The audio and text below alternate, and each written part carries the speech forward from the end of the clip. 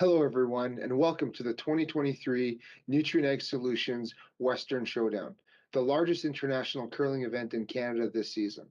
We're so glad you decided to join us to watch some of the top teams from around the world participate in this event. My name is Jesse Hamonic, and I'm the Vice President and Country Head of Nutrien Ag Solutions Canada. Like farming, curling brings our communities together, and Nutrien Ag Solutions is committed to promoting the diversity of sport within the communities where we work and live. We're so grateful to the Western Showdown team for allowing us to partner with them to bring you this event, and I want to wish you all, the teams, a safe and successful event. Hello, everyone, and welcome to the 2023 Nutrien Ag Solutions Western Curling Showdown. We're so glad you've decided to join us to come see some of the world's best curlers participate in this event. My name is Jim Grundy. I'm the Branch Director for RBC Dominion Securities here in Swift Current.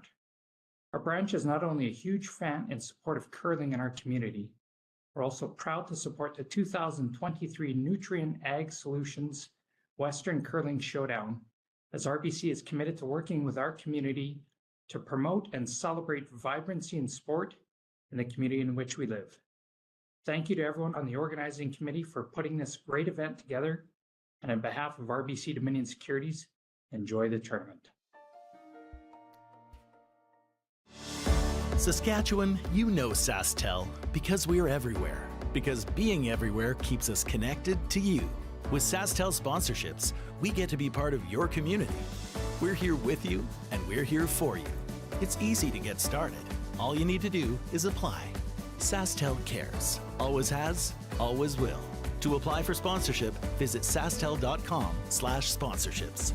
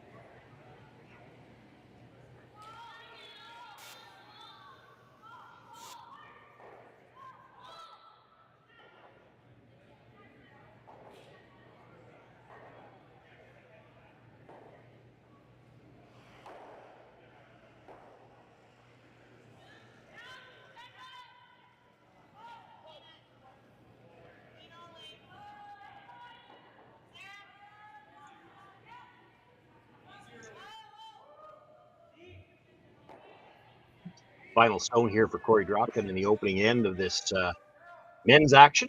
Nutrien Ag Solutions Western Showdown. The long guard still has to get by the one tighter to the rings. Makes the hit. Unable to hold the shooter, though.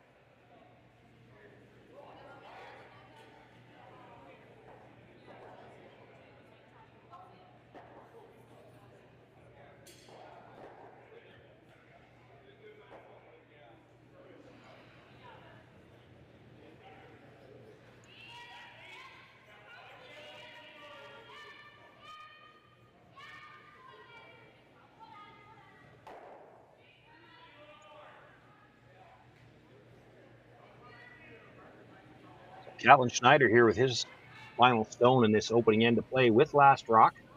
Facing one Dropkin stone at the back of the 12-foot.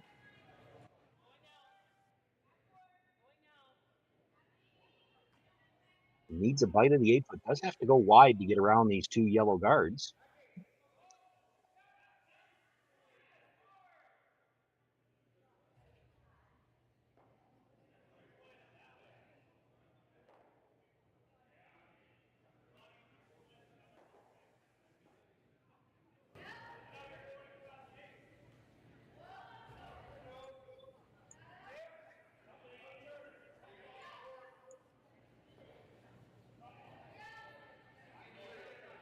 Quick discussion with the front end and then delivers the stone. See them pick up the brush fairly early. See those guards come into view here. He's got room by the guards. Just needs a bite of the 8-foot to pick up his single point. And we'll put that right on the corner of the 4-foot. Put a single point on the board for Catlin Schneider. He takes a 1-0 lead here over Korey Dropkin at the Nutrien Ag Solutions Western Showdown.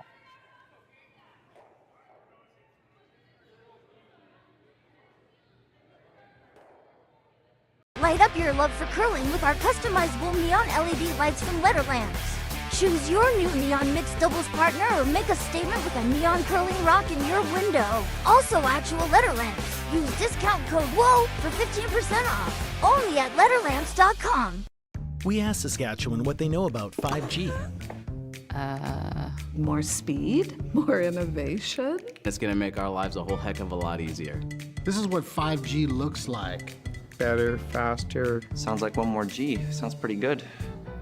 I don't know what it means. All you really need to know is the future of 5G is here and will continue improving through investments in network technology. Swift Current is great because everybody that we do business with, we know on some sort of personal level. What I love about Swift Current is the vibrant arts and culture community. I really like Swift Current. We are not a big city, but the size of the city is really good and we have everything. Swift Current is a great sports town, great teams and great fans. People say, good morning, hi, how are you, even though we don't know each other.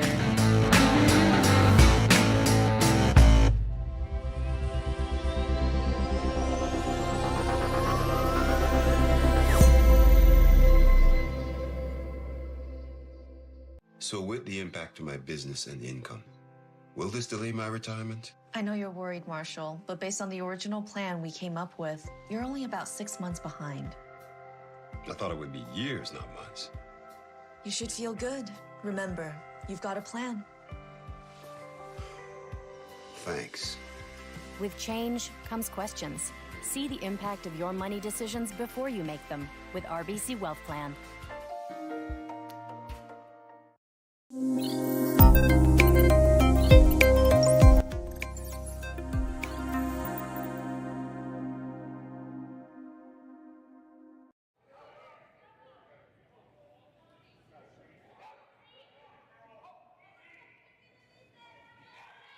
Second end underway here. Men's action this morning from the Nutrien Ag Solutions Western Showdown. My name's Sean Joyce. Good to hear from Swift Current on the Saskatchewan Curling Stadium. You had a chance to be with us last night. Had a room and play. It's the men on this morning. Both events on at the same time here, and we will have all the action for you on the Saskatchewan Curling Stadium. Full days starting today. right through till the end of Sunday's final in both the men's and women's event.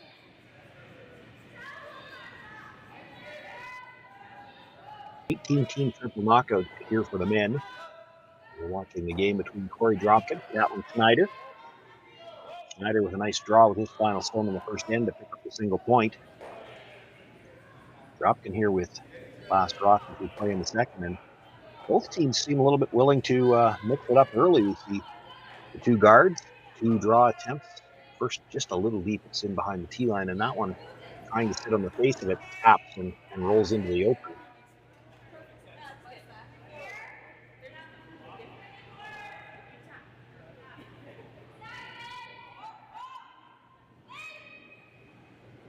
Somewhat of a new lineup here for Catlin Schneider. Now the front three have been together for a number of years. Jason Ginter delivering now as a second. They were playing with Jacques Gauthier last year. Gauthier moving on to a new lineup, moving on to play with Team Cooey this year. And they brought in Catlin Schneider from Saskatchewan to skip the team this year. Nice hit there, and actually manages to get a little bit under cover.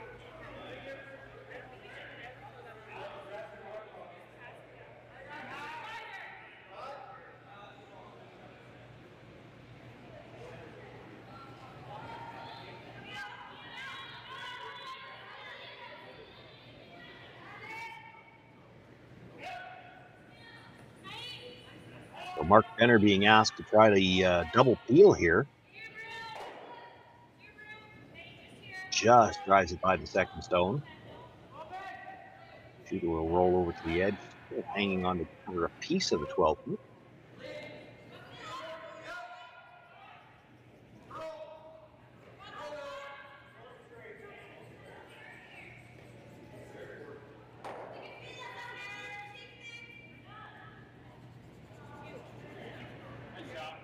Schneider now asking Ginter to make a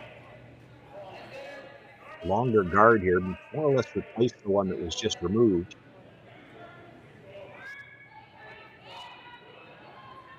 Nothing out of the brushers yet, and that hand up is usually the universal signal for this might be a little tighter than we'd like.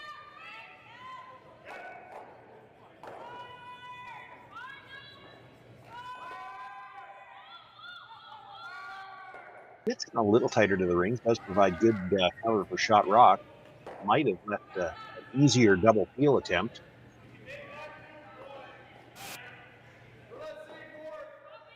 It's the first indication they were looking for the double peel. Now I think if the call was coming from the other end, could we just play the run back double?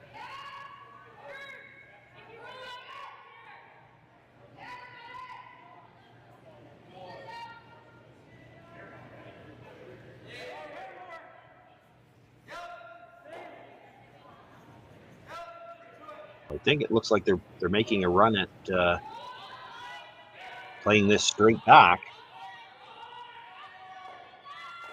Makes the hit, catches the stone at the top of the 4 foot, does clip the one out of the side, removes the two red stones that were in the 4 foot. The raised stone stays for shot rock, is exposed. And now the two center guards both belong to the Dropkin team. Dangerous stones for Catlin Schneider. Not that he can do much about them right now. He's going to worry about protecting shot rock. Looks like they're going to try the Christmas tree shot, where you just try to get half around the guard and half protect your stone in the rings at the same time.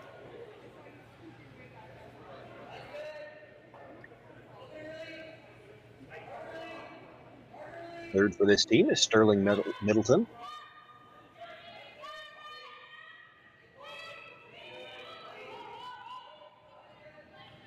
Just really just cleaning. The weight's close.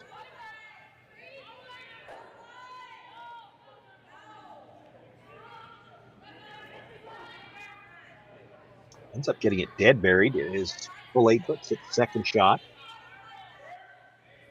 Shot rock exposed, but you make the hit on it and roll in behind cover, you really shrunk your rings. Let me try the run back first.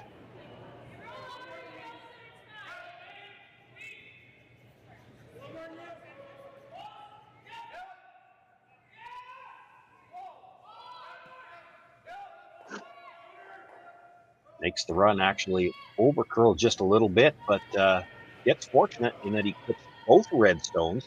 The raised stone leaves the rings as well. Now just guards left in play, all belonging to Team Dropkin.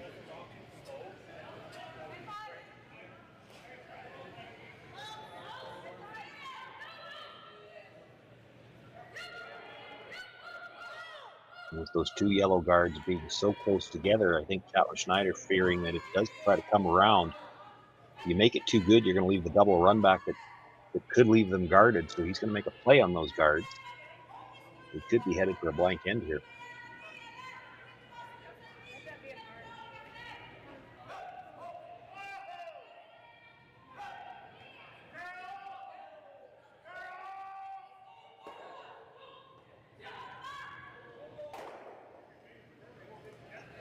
Makes the double peel. Shooter will roll across, but stays in place. So a couple of corners on that left side as we look right from the overhead.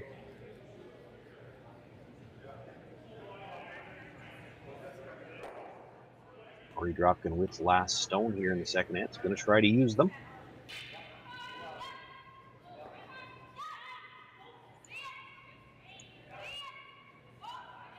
Andrew Stapera, I apologize if I've not pronounced that wrong.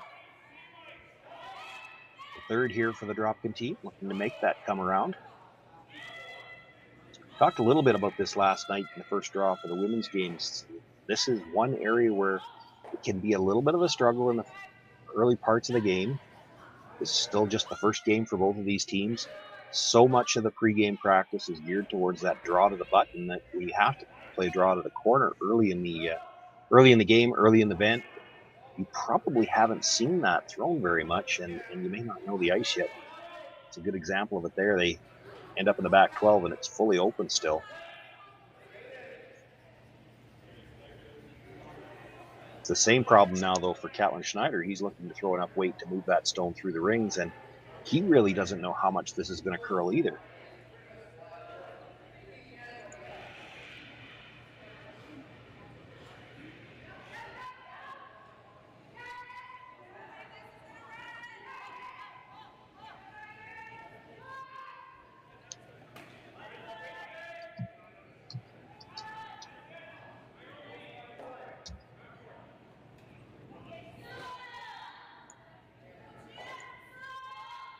Have to think with the ice that he's got there and having just watched the draw come down, he's throwing this fairly quiet, just halfway.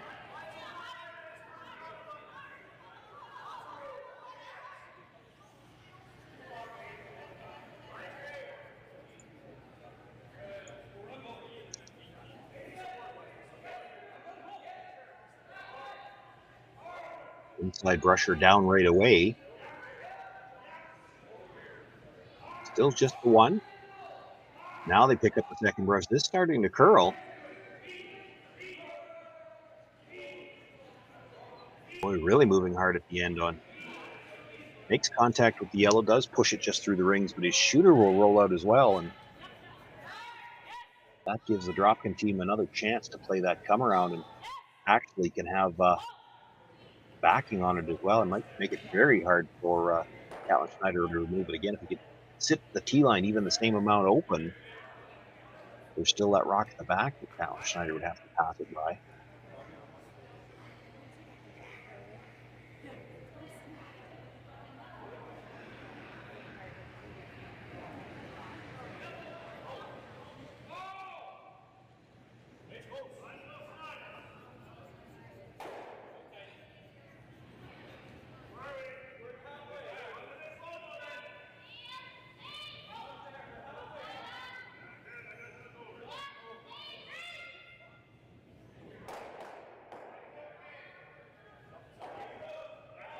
Brushes are down right away, but really just cleaning off and on, waiting for the line.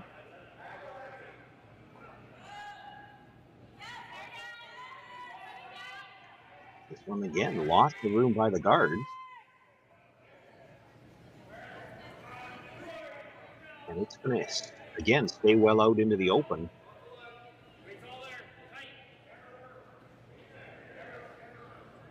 Catlin Schneider with his first stone was just through weight. Probably got more finish than either of the Dropkin draw attempts.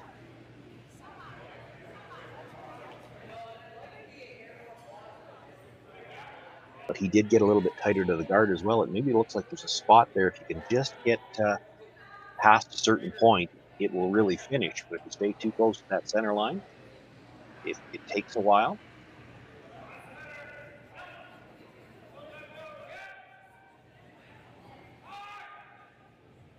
That can always make things interesting for the throwers as well. Or even the line callers. It becomes such a critical line call. So you don't want to sweep it before it crosses that point where it's going to finish for you.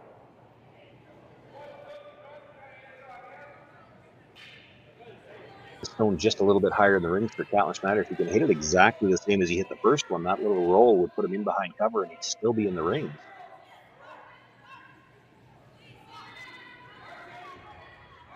They started the sweep from the offside, looking for a little extra curl now. Gets to the nose, maybe a couple of inches roll to the inside, but he's still exposed.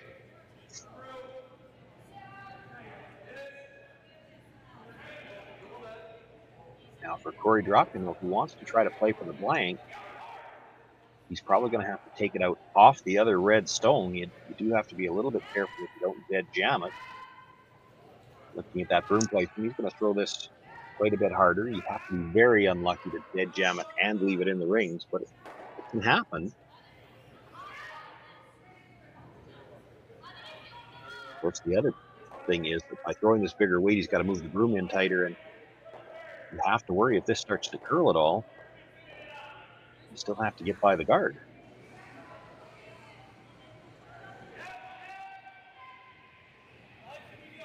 The final stone here in the second end. Korey Dropkin looking for the blank.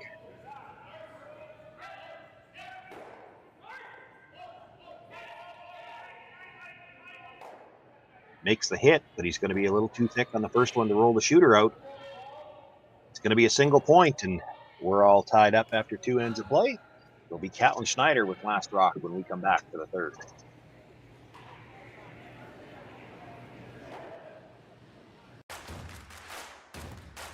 Imagine being able to stream every curling game from every sheet from any event, be it your Wednesday league game, bonspiel, or corporate event. Curling Stadium offers an all-inclusive streaming solution featuring high-quality cameras, ease of use, great reliability, and minimal installation. Offering your sponsors customizable ad space on your streamed curling games and being able to sell video packages to your corporate events for increased revenue. With Curling Stadium, you can stream to any device, be it your mobile phone, tablet, or computer. Push the feed to your desired platform, be it Facebook, YouTube, or any other social media. Curling Stadium is simply the way forward. Where it's commonplace in other sports to televise every game, we want to do the same. Curling is a global sport, and it's time it gets the coverage it needs. Make your curling club the next Curling Stadium. Well, what do y'all think? Too blue? Not blue enough? Try this. Makes your eyes pop. This could be our best yield yet. And didn't we get this seed at a great financing rate? Yeah, we did. Iced tea? Great idea. Let's talk more about next year. I got some thoughts. And I've got some numbers. Nutrien Financial. Financing that's in the field with you. SaskTel Be Kind Online wants to stop cyberbullying. Want in on the action? We award up to $1,000 for youth initiatives that help spread kindness and prevent bullying. What great idea do you have to help stop bullying? SaskTel can help. Go to BeKindOnline.com and apply for a grant today. Together, we can make a difference.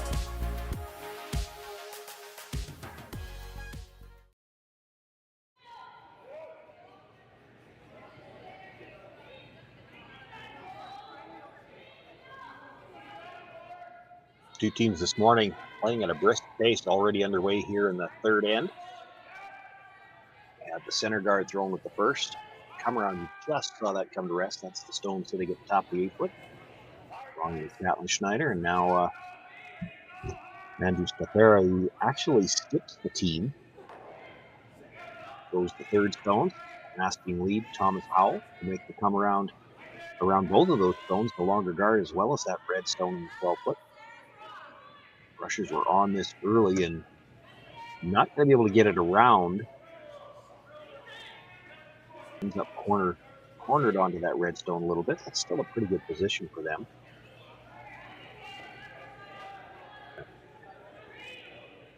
And that little hesitation from Catlin Schneider suggests that it's not a great setup in the middle for him, and he really can't do much about it yet either. Keeping in mind, they do play the no tick zone rule, so if he tried to play anything gentle around that middle, he has to be careful not to touch the guard.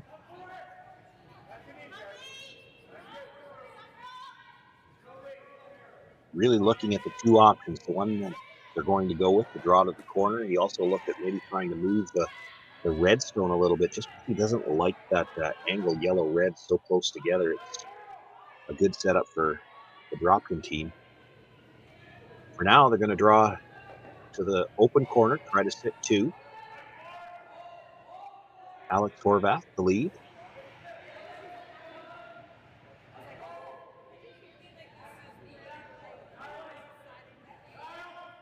Rushers staying close, so they must feel the weight's pretty close, waiting for it to curl.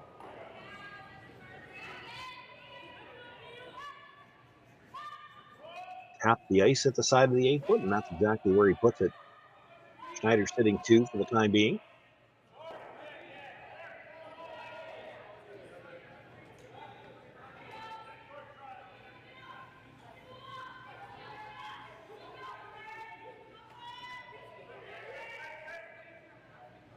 Stafera asked if they'd like to make a play on the two stones in the middle, but the answer from the other end, they want to play the open ones first. Is Mark Benner looking to play the hit, and they'll try to roll over behind cover. It would probably put them in the back of the 4-foot if they were buried.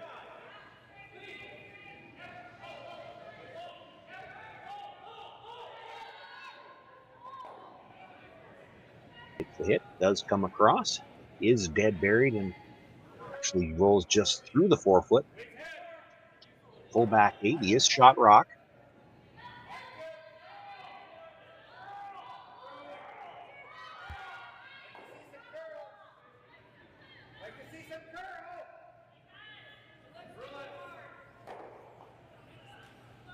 Catlin Schneider hasn't been skipping for the last few years, so I think we did the quick over-the-shoulder count.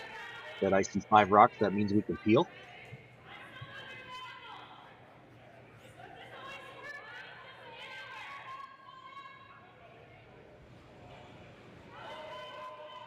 Too much separation here to try to move 2 rocks, so Jason Gitter just being asked to play the straight peel on the long guard.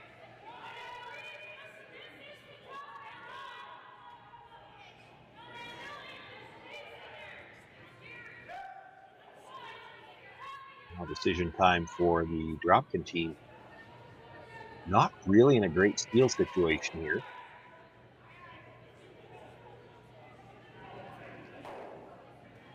But if you guard that situation in the rings, you know that Catlin Schneider peeled on the last attempt. He'll probably peel at least one more, a couple more perhaps.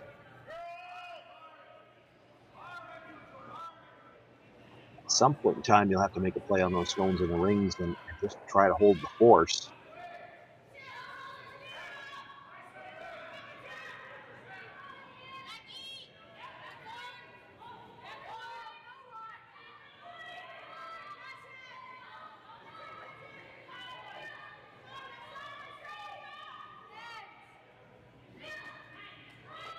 Looking to replace the guard. This one's going to come a little bit tighter. Does protect that stone with the top 12.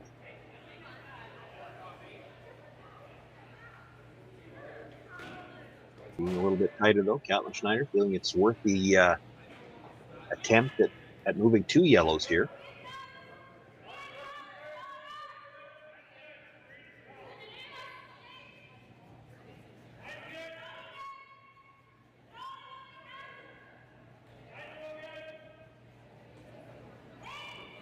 Jason Ginter looking to drive this guard just across the face of the stone at the top 12, but try to remove just the 2 yellows. He'd like to leave the red in the rings behind it.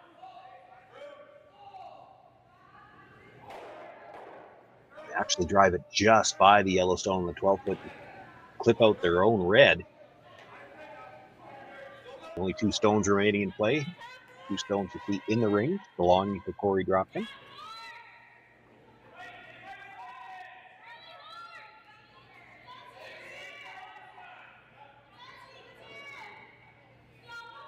First indication was the guard, and I think you saw Korey indicate what the only worry, the only hesitation they've got here in throwing the guard is they're worried that Catlin Schneider might elect to play the come around.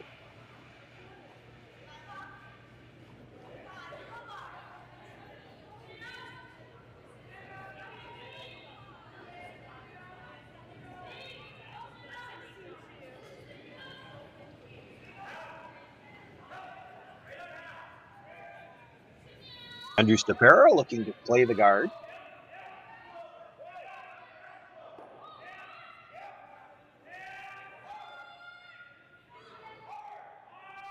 This one's getting a little close to that center line early. He might overcurl here.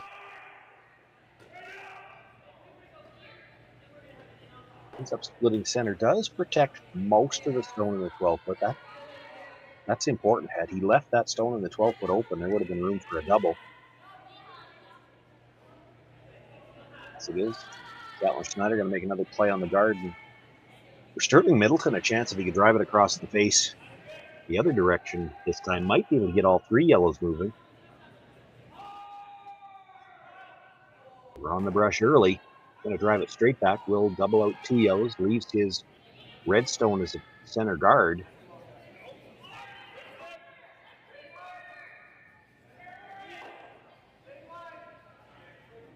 Now an opportunity for the Dropkin team to play a little bit more offensively here. Try to get something in the 4-foot behind cover. And then you're perhaps looking at a rock you could steal with.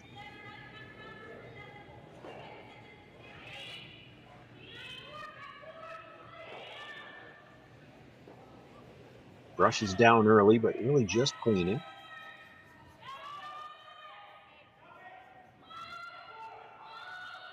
Looks like they think the weight's close, waiting on the line. Switch now looking for extra curl when they need to go.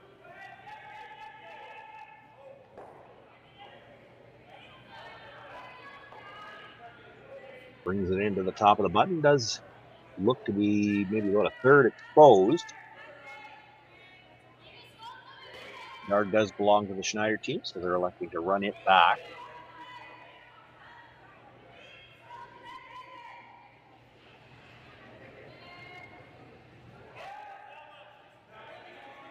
On the brush right away again.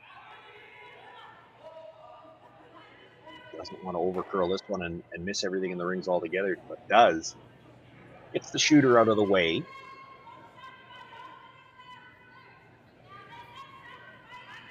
Now Korey Dropkin with his first stone, a chance to protect that stone top of the button with one of his own.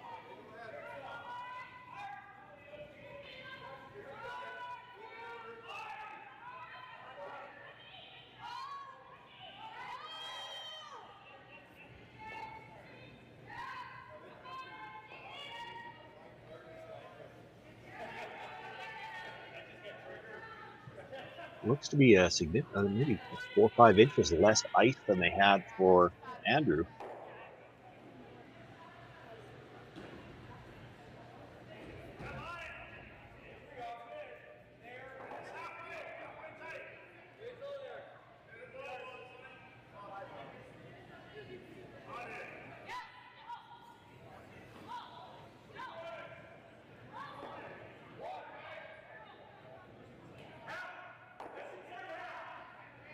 Once again, both brushes down right away, but this is not really a firm sweep yet.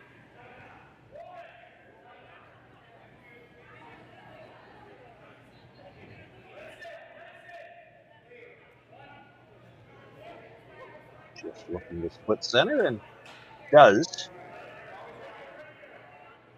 Good look at it. That's pretty much dead in line to the stone in the top of the button.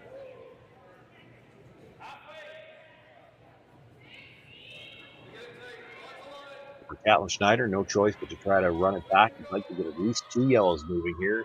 Again, there's the opportunity. He could get all 3.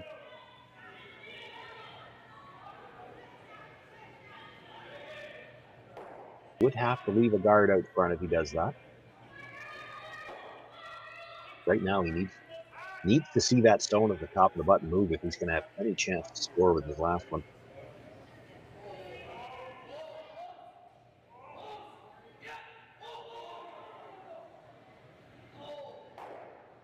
Needs to come up just a little bit more. He'll drive it by the stone in the rings.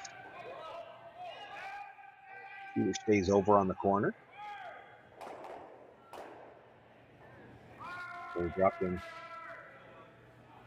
meeting another guard. I think the discussion now is, do we want to bite the 12-foot here and sit 3?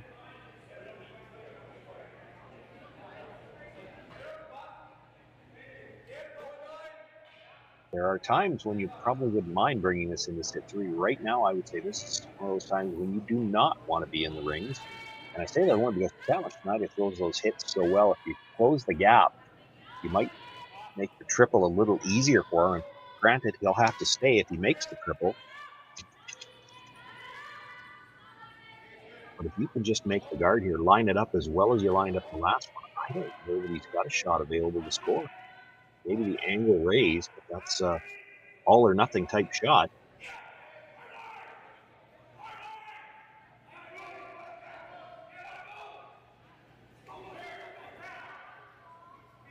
A little bit more effort on the brush on this one.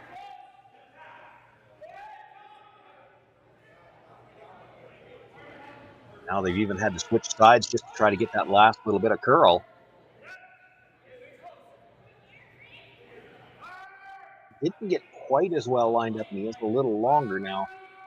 It does mean that if Catlin Schneider wants to make a play at just moving that stone back for one, he's got to come from the in-turn side, and we haven't seen him throw that yet this end. All the play has come around the other side, the out-turn. That's what Catlin indicating now.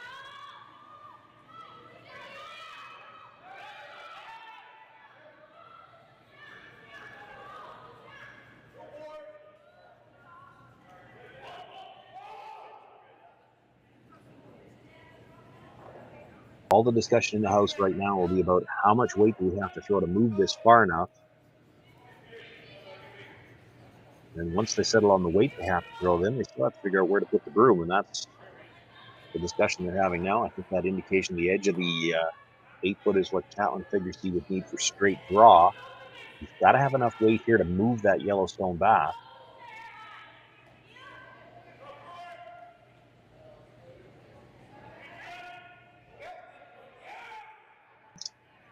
These are tough shots anytime, but especially early in an event where you probably haven't had a lot of chance yet to see how these rocks react. You know, it's one thing to draw to the button. You've seen that line. You practiced it before the game when you were looking for draw to the button after the all-important hammer. But now he's got to throw probably back 12-ish weight. You know, it's going to run a little bit differently.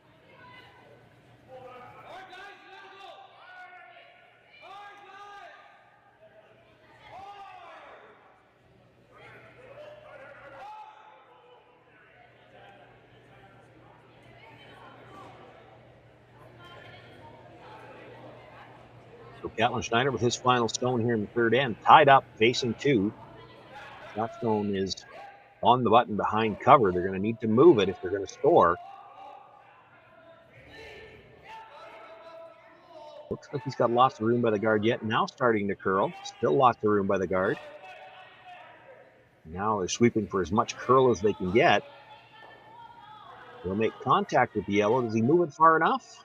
Looks like he did. Catlin Schneider with a great final stone picks up the single point. We've traded singles throughout this game so far. 2-1 for Catlin Schneider after 3 ends of play.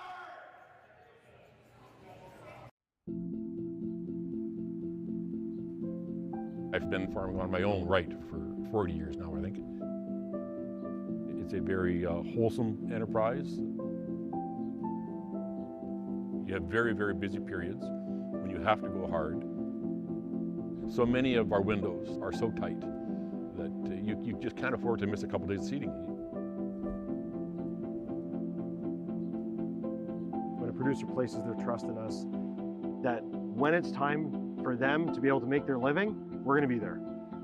that's a tremendous responsibility that is not a one-day-a-year thing, right? In order to actually deliver on that, you have to build your processes and you have to build your team and you have to have a mindset of operational excellence, because there's a lot of things that can go wrong. And it's our job to make sure that they don't go wrong. Or if they do go wrong, that we can fix it before it affects our customer.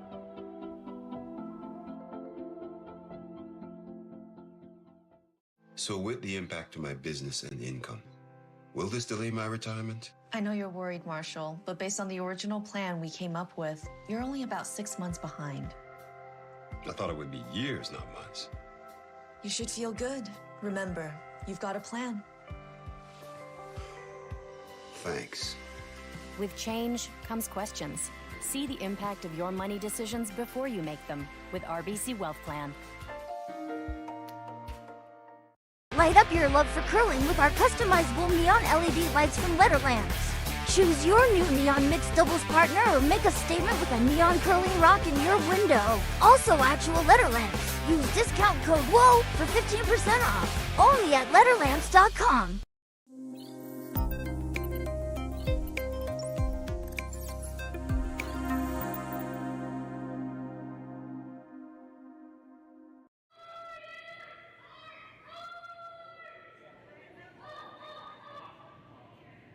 Nutrien Ag Solutions Western Showdown, live from Swift Current, Saskatchewan Curling Stadium. My name is Sean Joyce. Korey Dropkin, Catlin Schneider playing at a brisk pace here this morning. Somebody's got to tell the leads if they want to be famous. They've got to wait till the commercials are over.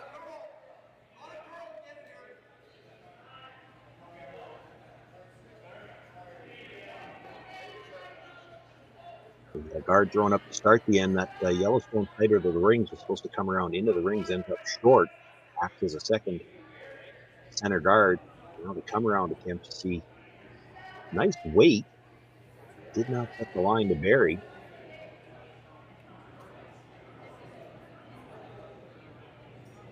Thomas Howell being asked to make a play on that shot stone. They do have to be a little bit careful. Pardon me, actually, we're already into...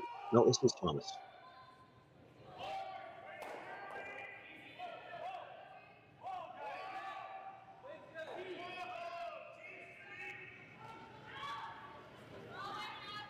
Nice gentle weight, just enough to pass it through the back. It still leaves the shooter, the edges underneath the guards ever so slightly. Do the same attempt here for, in this case, Jason Ginter. This is just the fifth stone of the end, so the no tip zone still applies. Now he would be able to move his own stone.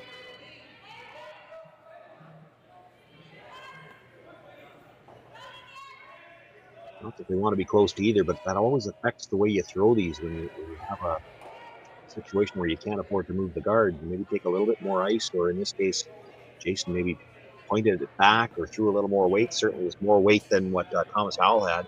Makes the hit, rolls for the corner.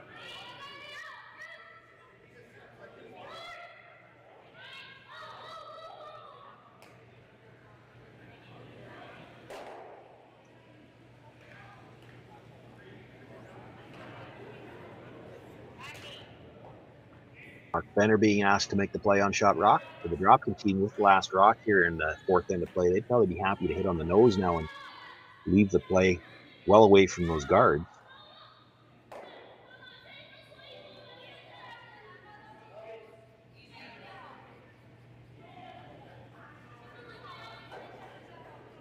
Indication from Schneider is they'd like the nose hit one more time as well.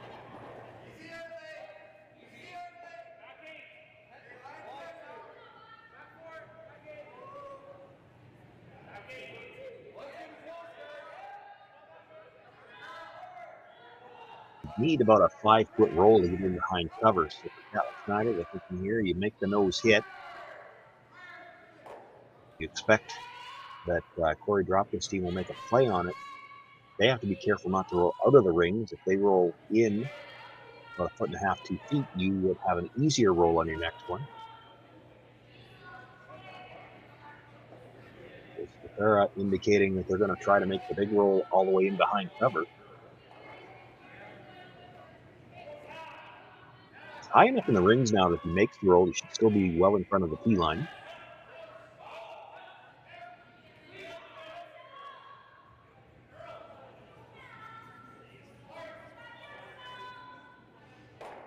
He had picked up the brush a little bit early there, and I think the indication was that the weight was down, but doesn't get the curl that you're looking for, and does get that 2-foot roll that I was talking about. Now leaves a much easier hit and roll in behind cover for Catlin Schneider. And his third, Sterling Middleton.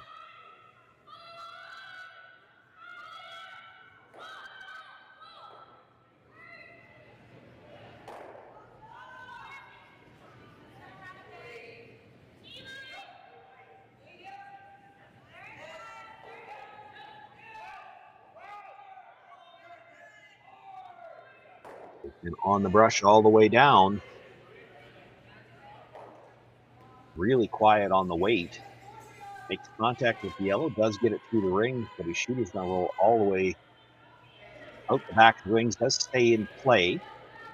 Just.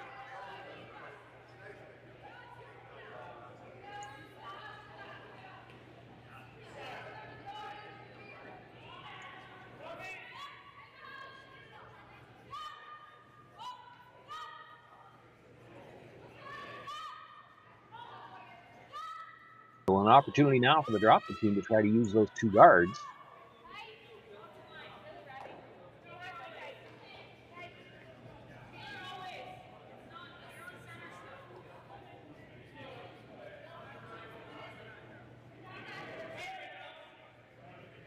Andrew Stafera skips the team, throws the third stone.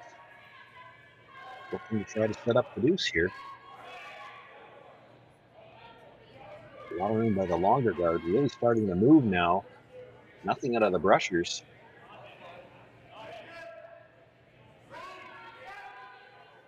There you can see they just couldn't dare sweep it to finish because it's already 2/3 to the back of the tee line.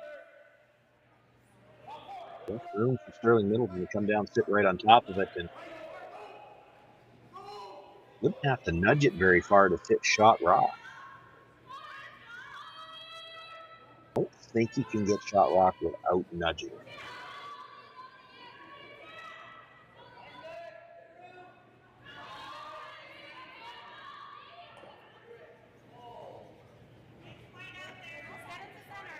It's just got quite a bit more room.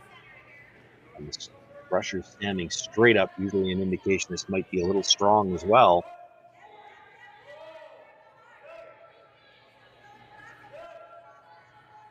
It will slide to the back 12. Second shot.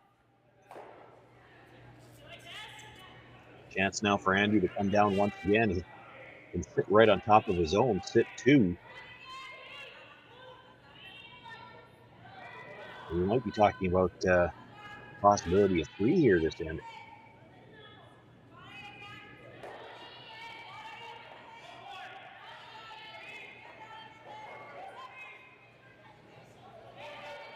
Like to sit right on top of his own, or even about 6 inches higher than his own, right in line with it. Again, a lot of room by the guards. This one's got better weight though, so they can pick up the brush, try to get it to finish that last little bit. Gets it to the 8 foot, it does sit second shot. It had to wait so long for it to start to curl. Schneider trying to decide, does he have enough of that stone to be able to make a double over the top on the two yellows? If you do, is there some concern that you jam it on the back one?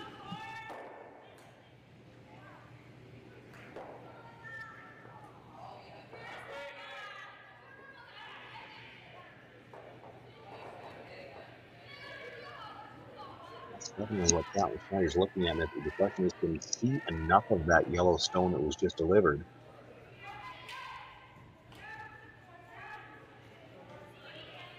Looks like he thinks he can.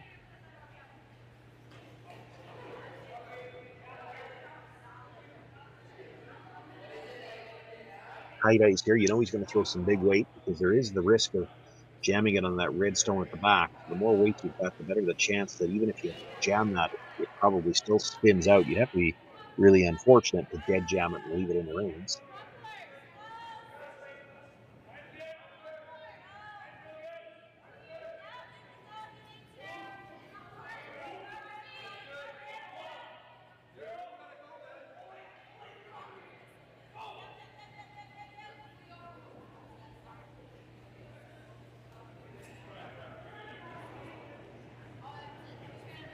Catlin Schneider with a 1-point lead as we play here in the fourth, in a little bit of trouble looking for a double, and they picked up the brush right away. He's got to get by the guards, not going to.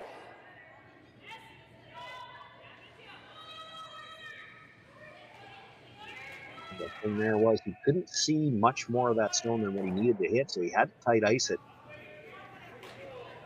Ends up clipping the guard.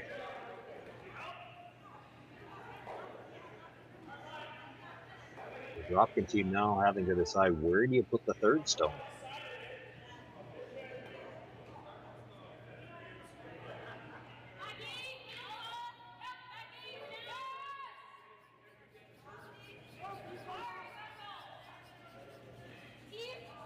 Looking at coming around to the back 8-foot initially, but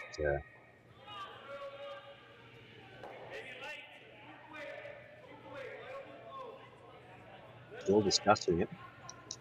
Haven't seen them indicate any place else that they think they could go. Catlin Schneider doesn't have a great setup in the middle of the rings right now. He might have the wide out-turn draw come down and sit on shot rock. That's an all or nothing type shot. Doesn't look like the Dropkin team's too worried about trying to take that away from him.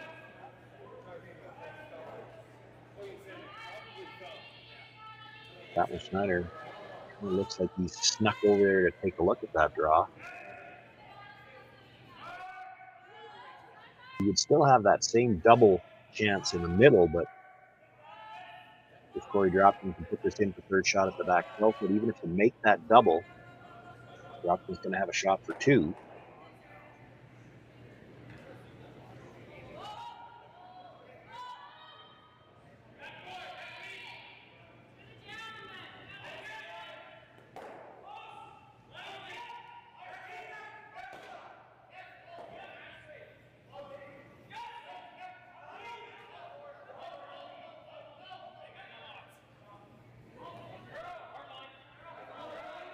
Rushers had to wait on the line. This is coming a little bit deep and rubs off that red stone. Does not fit third. It is fourth shot. Catlin Schneider still looking at the double. I don't think you can now. There's absolutely no way you're passing that yellow stone in the button past both of the stones at the back.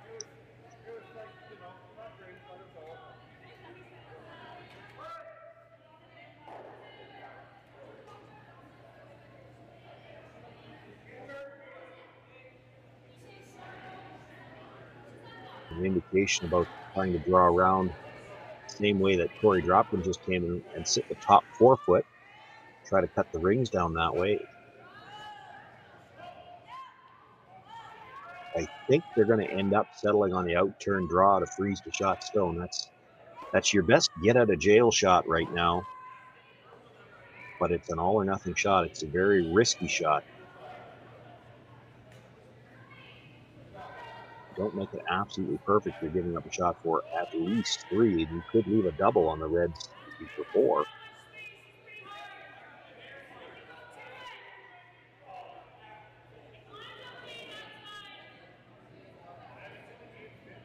Catlin Schneider would really love to eliminate some yellows, but no easy way to do it.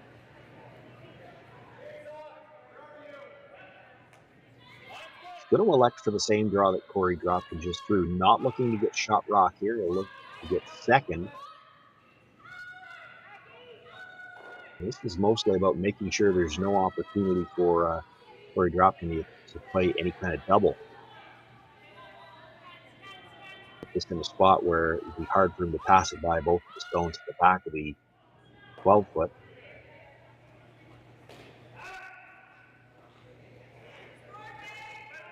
Still, it's going to be very hard to put this draw in a spot where Korey Dropkin's not going to have a shot at 3.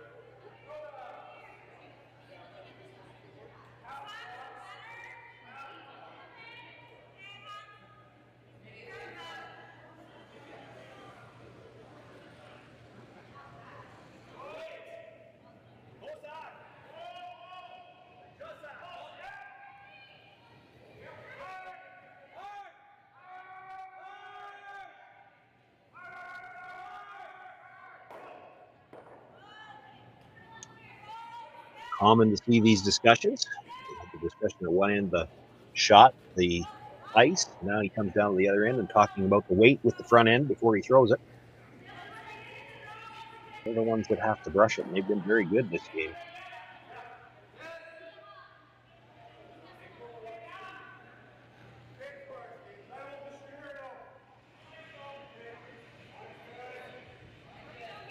Big shot here for Catlin Schneider. His final stone in the 4th end. Has the 1-point lead, but facing 2 right now and dropping this last rock. Crusher's waiting on this to start curling. Looking for back 4-foot here.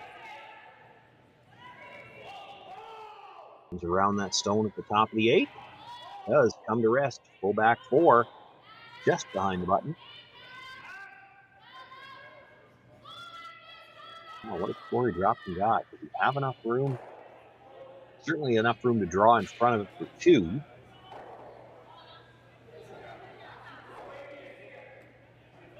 Well, it might be possible to move it back, but that's so risky. You throw the weight to move it back and then don't get the line. You only pick up the single. So I think it looks like Korey Dropkin going to play the straight draw, try to sit in front of it, pick up his 2 points. Great draw by Catlin Schneider with his final stone to get themselves out of a little bit of trouble here. Cut the damages at least. They have made this a difficult shot, at least for Korey Dropkin. Now, he did throw it very similar on his first shot. Needs to take a little bit of weight off that. And it'll be up to the brushers.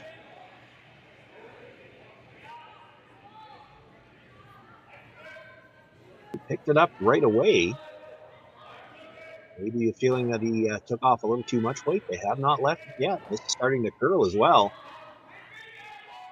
Boy, I think he might have pulled the string here. They're really going to have to go to get by their own stone top of the 8. They're not going to. Comes up short. Great draw by Catlin Schneider to his final stone to the back of the 4-foot. Korey Dropkin not able to duplicate it, so it's just a single point once again. We're tied up after 4 ends of play.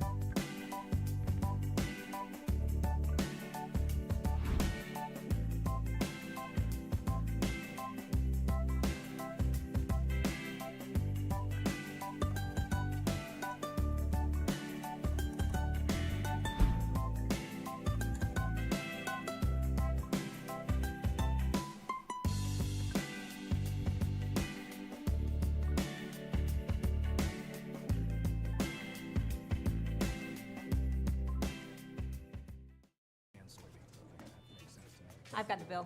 Well, now I've got the tip. Standard tip increased 2% this year. That's why I keep you around.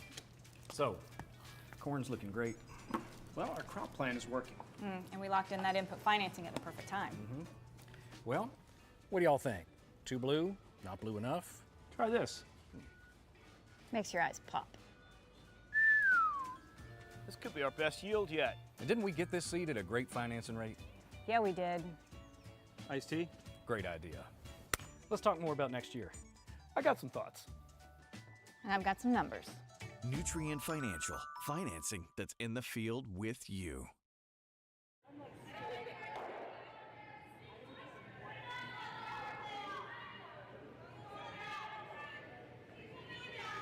Fifth end underway here. The center guard thrown on the first one, and then Catlin Schneider, this time the fifth end, with last rock, electing to play towards the corner.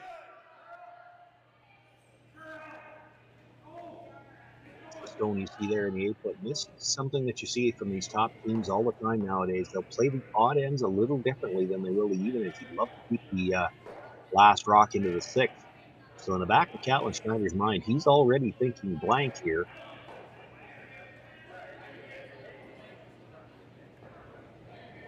Andrew Stepera ignoring that stone at the edge of the 8-foot. He is thinking he wants to see a point go on the board here, one way or the other.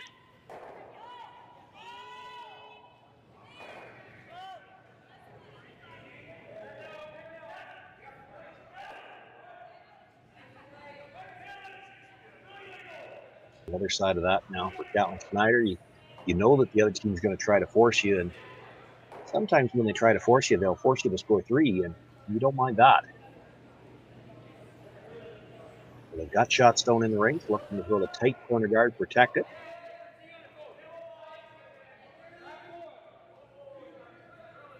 Alex Horvath made the draw on his first, looking to cover it now with his second.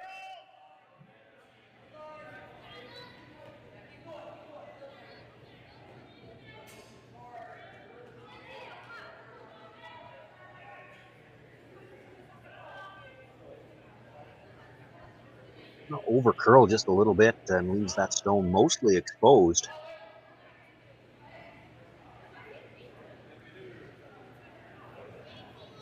Chance for Mark Fenner to make a play on shot stone and try to roll behind the 2 center guards.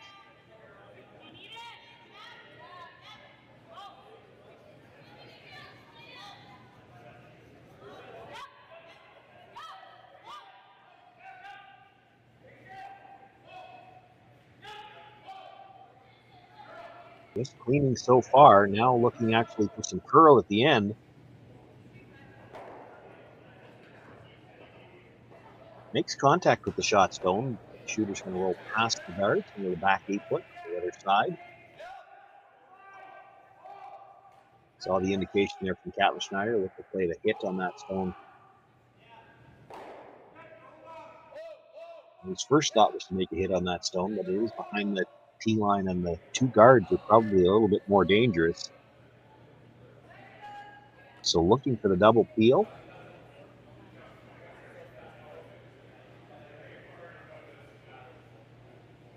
I have to admit, I missed the indication which way he's looking to hit this. If he hits it just a hair on the right side as the thrower is looking at it, he could get all 3 yellows, but there's some danger that the top yellow goes over into your side red guard.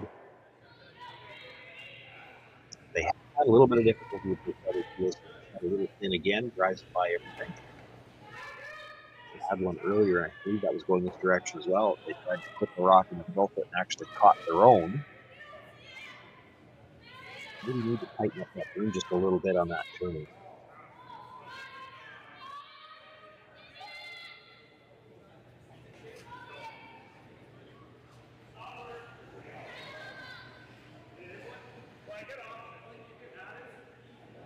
Mark Fenner tried to get behind that card with a hit and roll on his first one. Now an opportunity to draw.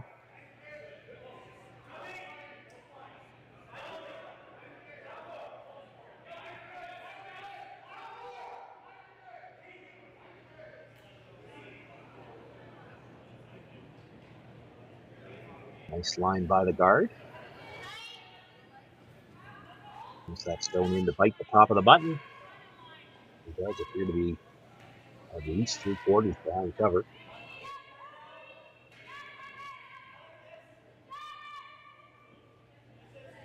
Apple looking to run back again. Love to make 2 go away here. There again is the outside chance of getting all 3 of them moving. A little tougher on this one, not lined up that well, but it is there. It's one, catches the second, does move the third one, but leaves one yellow stone back to the apron. It is open, and no guards left on the center line now.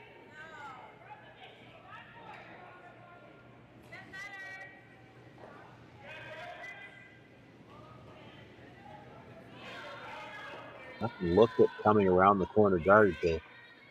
The danger there, and that's the hesitation, is you're a little bit worried with that guard being so tight. If you make it good, you force Catlin Schneider to play the run back. If he absolutely stuffs it, you're looking at giving up 2 here. Right now, he's thinking force. So they're going to go around the wider of the 2 guards, one on the right as we look at Korey, left on the overhead. It's also probably the tougher, if you dead bury it, probably the tougher one to raise back and get shot rock behind cover.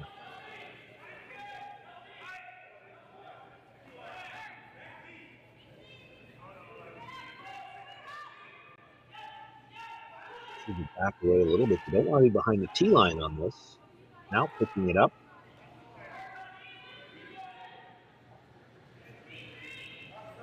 Not fool on something there. It doesn't look like it was heavy. They didn't seem like they wanted to sweep. Might have been worried that it was going to be deep. Rubs the guard, stays out in the open now.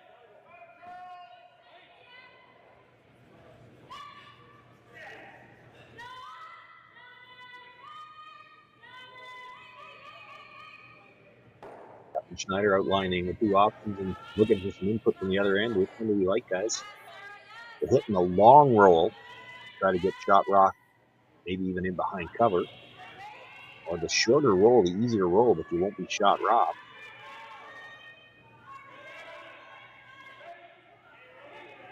An opt for the long roll. Couple of options here. Couple of good options. You could roll right in behind cover. Even if you stop short of that, you might be in front of that Yellowstone at the back of the apron. Makes it a little bit more difficult for Dropkin to pass it through.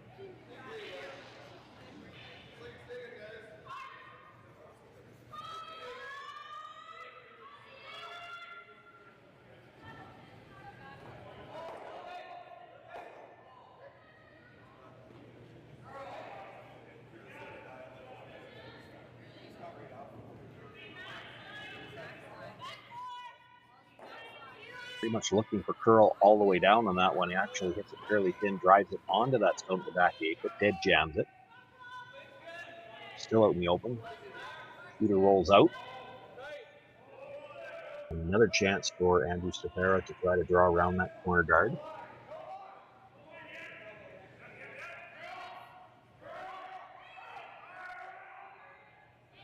Doesn't necessarily have to be dead buried here. He settled for half a round. Has to be in front of the T line.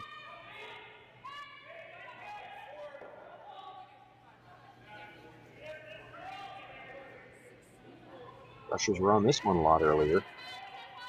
And now switching sides, looking for curl. They rubbed the guard on the first one. This one, they're looking for all the curl they can get.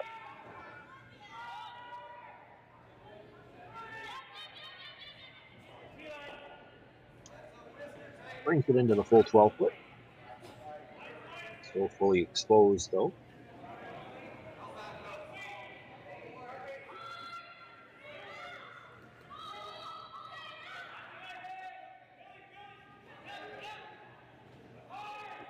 Catlin Schneider looking for bumper weight here. Still in Middleton. Another chance for the hit. And long roll across.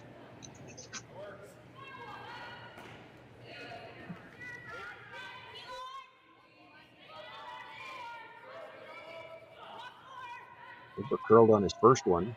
A little more weight here on the second one. Takes the hit. Gets the shooter all the way across and gets a sliver into the guard. Maybe a bit of a bad break there for Sterling as he spins back into the open at the very end. It is shot rock.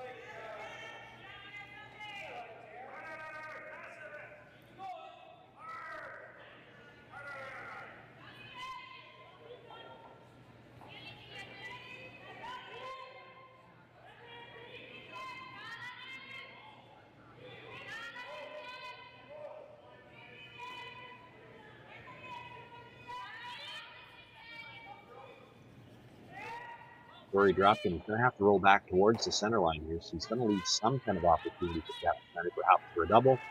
If he rolls too far, he might leave a draw.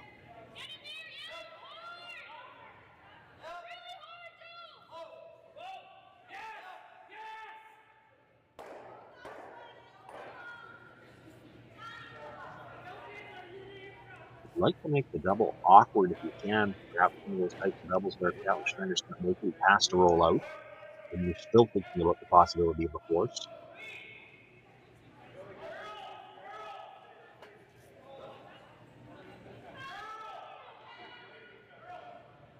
Halfway down, switching the sweep, looking for some curly, has to hold the shooter.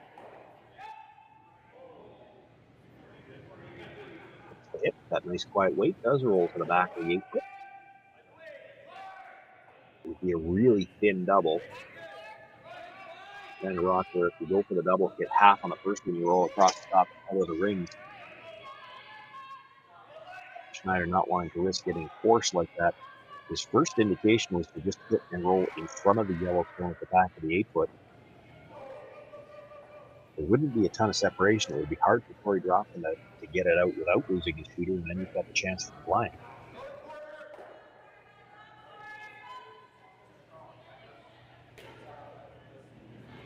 Looks like that's the shot they've decided on in the discussion is which turn do you want to play. Of course, the rock got close to the center. You probably know both paths.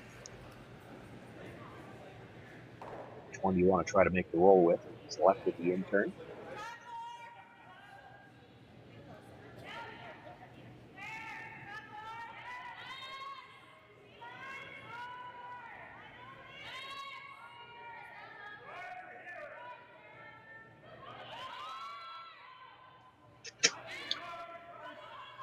So just looking to make the hit on shot stone here, roll over in front of what is currently second shot at the back of the 8-foot.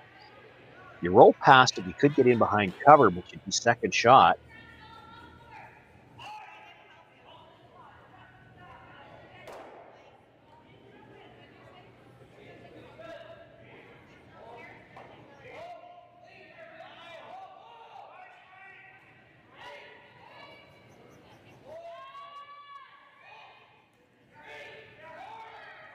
Close to the line. They've actually been back and forth as to which sweeper should be on it, and really they missed the sweep call on that. It over curls. It's first year together for this team, so first year for Catlin and Sterling calling line at the same time together, and a little indecisive there on whether they needed to sweep that or not. Doesn't get the roll, leaves the chance for Korey Dropkin to hits and stays anywhere. He's probably got the force. Although Schneider, longtime curler, Saskatchewan curler, and I've seen him play for a long time, know him quite well. If you leave a chance for him to play the double and the blind, he might have a pass at it, thinking that, well, even if we give up one, last rock in the even end might be worth the risk.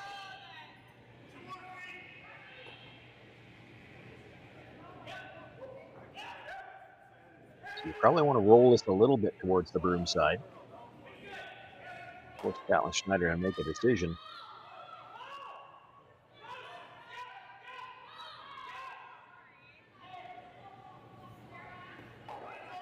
It played like they wanted to hit that on the nose all the way. I'm not so sure that doesn't give Catlin the chance to play the double in the roll. Roll out. Quick look at the scoreboard by Catlin. You might have to hit the first one a little too thick to make the rollout if he makes the double. Throws the big weight so well, though. Hit about 2/3 on the stone that was just delivered, the stone on the button. You put the stone out of the back of the 8-foot. The question is, with 2/3, can you roll all the way across and out of play?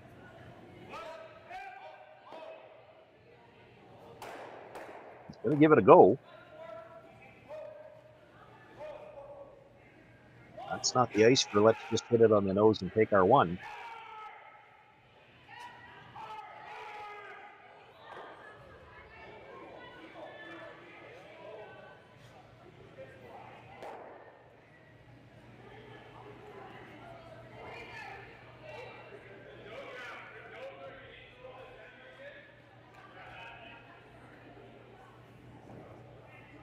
And this is where that look over the shoulder at the scoreboard matters too, because part of the thinking here has to be that, boy, if we make a pass at this and end up giving up a single point, but we keep last rock, that might be worth the risk. The risk here is he'd like to get the blank.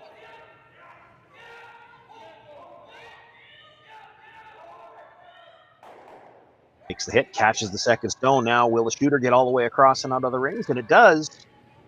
Catlin Schneider, nice double with his final stone. Gets the first blank of the game here in the fifth end. He'll keep last rock into the sixth.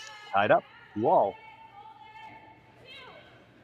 Light up your love for curling with our customizable neon LED lights from Letterlands. Choose your new neon mixed doubles partner or make a statement with a neon curling rock in your window. Also actual Letterlands. Use discount code WHOA for 15% off. Only at Letterlands.com. We asked Saskatchewan what they know about 5G. More speed, more innovation. It's gonna make our lives a whole heck of a lot easier. This is what 5G looks like. Better, faster. Sounds like one more G. Sounds pretty good. I don't know what it means. All you really need to know is the future of 5G is here and will continue improving through investments in network technology. Swift Current is great because everybody that we do business with, we know on some sort of personal level. What I love about Swift Current is the vibrant arts and culture community. I really like Swift Current. We are not a big city, but the size of the city is really good and we have everything. Swift Current is a great sports town, great teams and great fans. People say, good morning, hi, how are you, even though we don't know each other.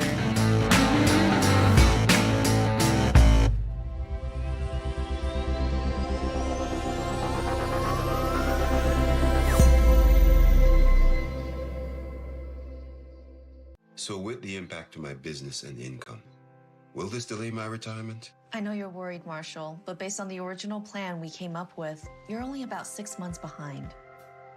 I thought it would be years, not months. You should feel good. Remember, you've got a plan. Thanks. With change comes questions. See the impact of your money decisions before you make them with RBC Wealth Plan.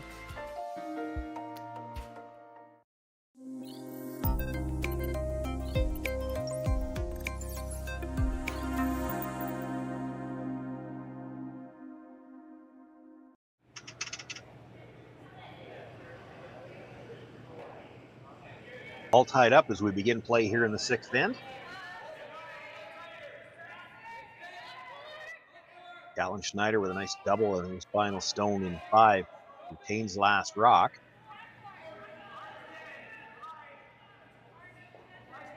Catlin Schneider new to the team this year, but the other 3 players have been together for a while, and it showed on that shot as they knew their sweeping assignments off the contact, and it was very thick contact that he needed to make the double. Jason Ginter staying with the stone to roll the shooter all the way out of the rings to get the blank.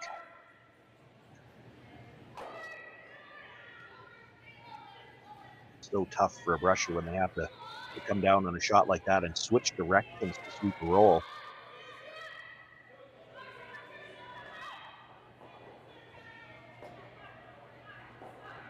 Catlin Schneider making his way down now to discuss that come around attempt, rubbing the guard and leaving a second corner for Catlin Schneider. The concern here, I think, would have to be that red stone is in a position where Korey Dropkin could play the hit and roll in behind cover.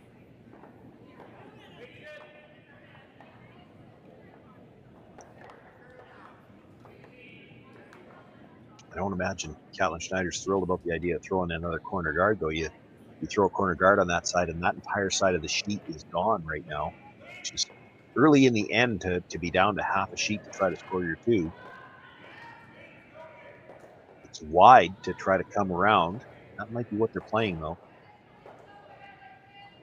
The best result, it's a tougher shot. You probably haven't thrown this wide the entire game. Don't know that they even would have thrown this wide in practice.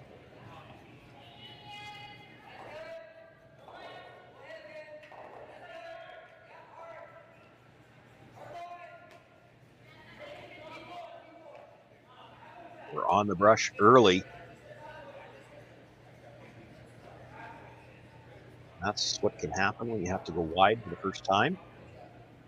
Speed a little bit different, probably a little heavier out there. Fresher pebble. Comes up well short of the rings. Does protect shot stone.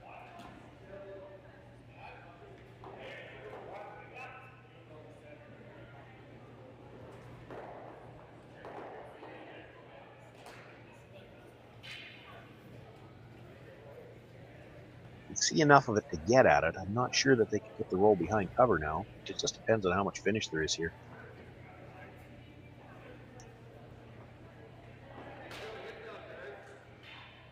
That room, I don't think they're planning to throw big weight at this. Mark Fenner on the out turn.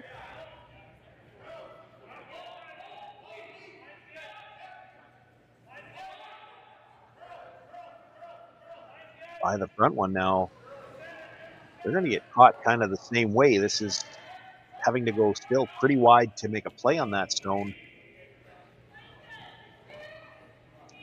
Probably just a little bit heavier out there yet. Not enough weight to pass it through the back. He actually did get to the inside and is now dead buried.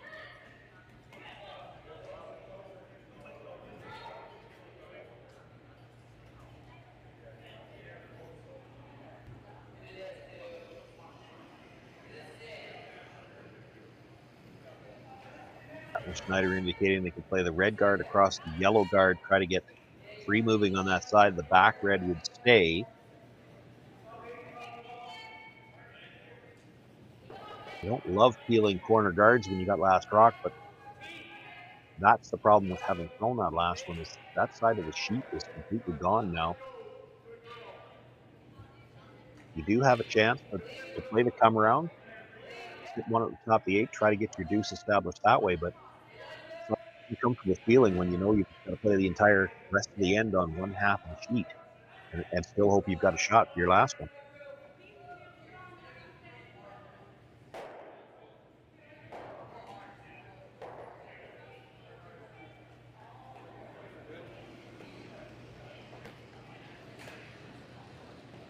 Ends up over curling the center guard. And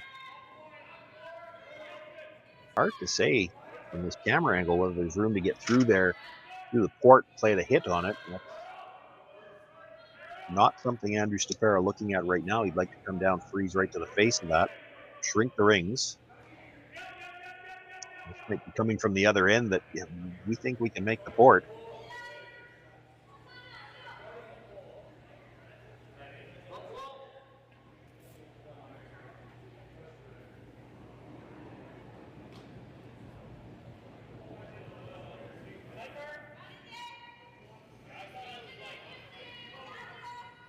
Doesn't look like a huge hole, but there might be room.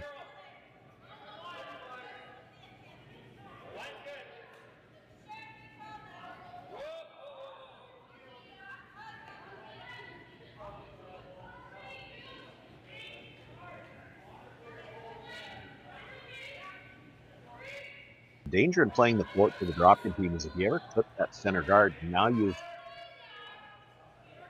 flip the situation. Right now, Catlin Schneider not happy with the fact he's got to play the whole game on one half of the sheet, but if you remove that corner, that center guard, all he's got is wide corners and the middle will be open.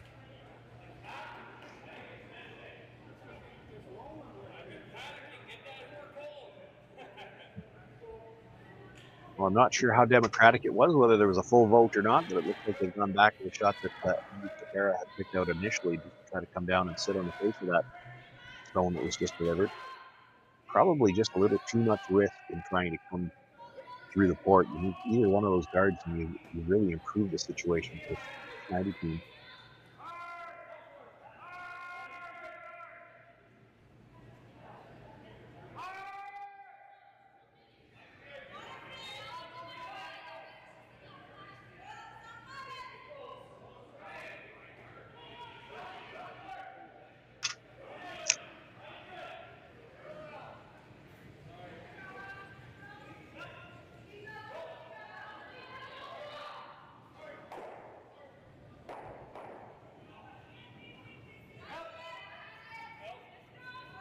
There comes down, sits full 8 foot, just a little shy of the 4 foot, but can see it there. That one's dead buried.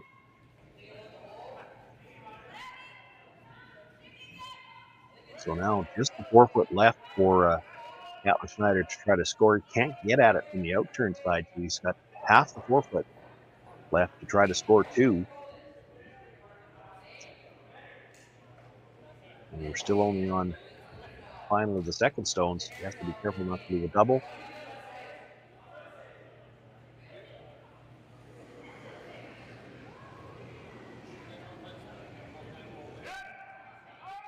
So I have to be a little concerned that if you ever slide behind the tee line here, might Andrew Stefera try to just freeze right in front of you, and now perhaps you're looking at a steal. So this is a delicate shot here.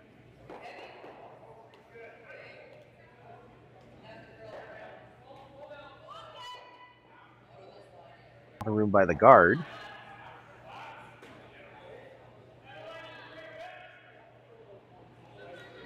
I think he went to plan B early. They didn't think they were getting by the ones in the rings. So he was hoping to sit corner frozen. He ends up bumping off just a little bit, and that probably leaves room for Andrew if he can hit that red on the outside. Red onto yellow. The 2 reds will go.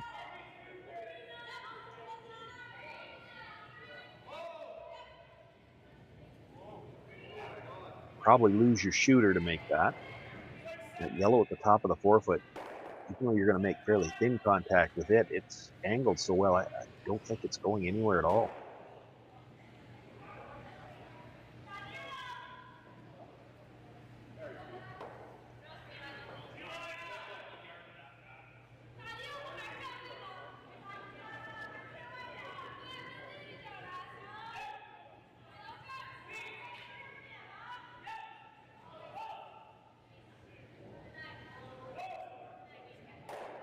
Makes the hit. Boy, even with that angle, it does spill across into the 8 foot. It is behind cover.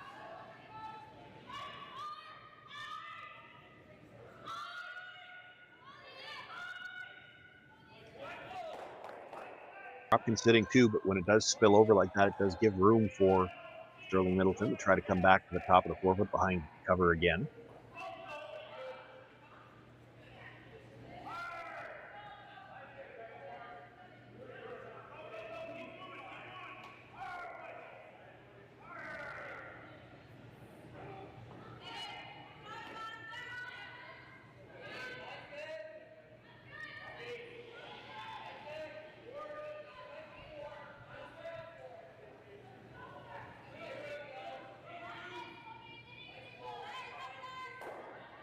Pressures have been off and on. It looks like they want to go, but there's a lot of room by the guard.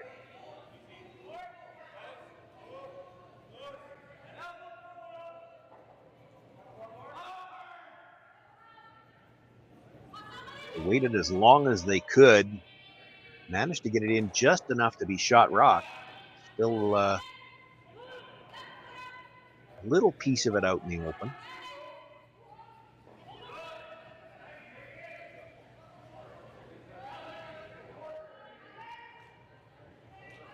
They're dropping in the house now. It's Andrew Stefera in the hacks, already down at the hacks.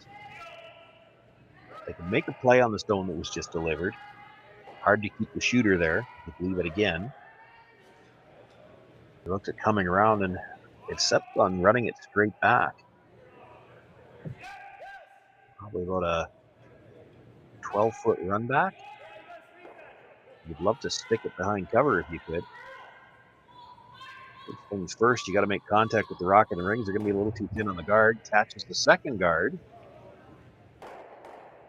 Does bring the yellow into the rings, but now opens up the center line area. That helps out Catlin Schneider quite a bit. You know you should have a shot to score. Now, how do you set up 2?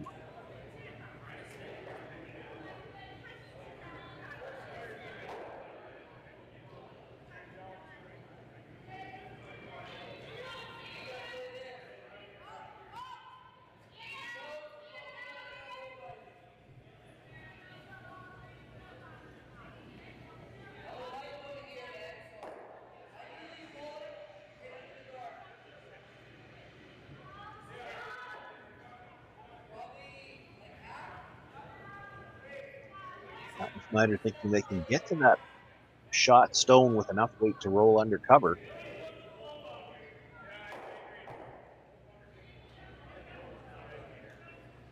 Sterling Middleton sitting in the hack has to be thinking, doesn't look so easy for Miss. And he can't see all of that rock and has to get across the face.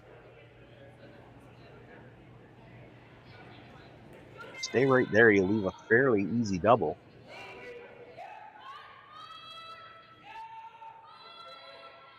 On the brush right away. Has to come fairly tight by the guard. He's by. Now they'll switch to the other side. Fluke try to get the last little bit of curl. Not going to get the finish, though. It hits and stays right there and does leave a fairly makeable double now. Korey Dropkin looking at hitting the center line rock first. Be a little bit careful hitting that one first. If you hit the first one a little thin, you'll drive the second one into the side of your own yellow. As long as you're fairly thick on the first one, you'll be on the front end of that, front edge of that red that was just delivered. Drive it behind the yellow.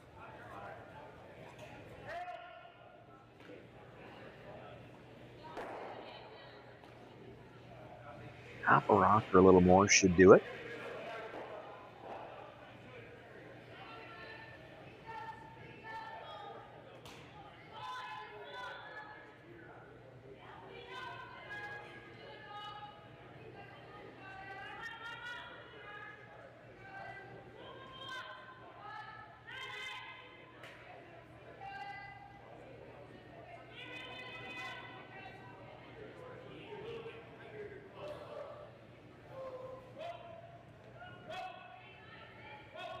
Big weight from Dropkin looking for the double. He's going to be a little thin on the first one. Does catch the second yellow stone, but enough that it spills.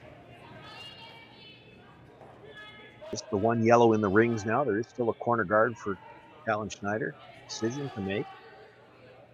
Boy, I thought you might see him come around here. Glanced over there, but didn't think about it too long.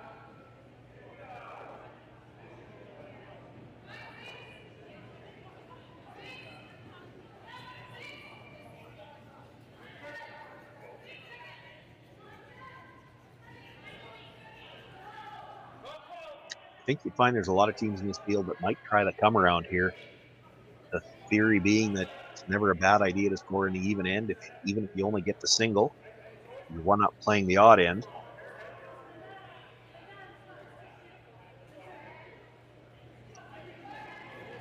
You're really committed by playing this hit if you're going to try to blank the sixth, and now you're tied up playing seven again. You don't want to get forced.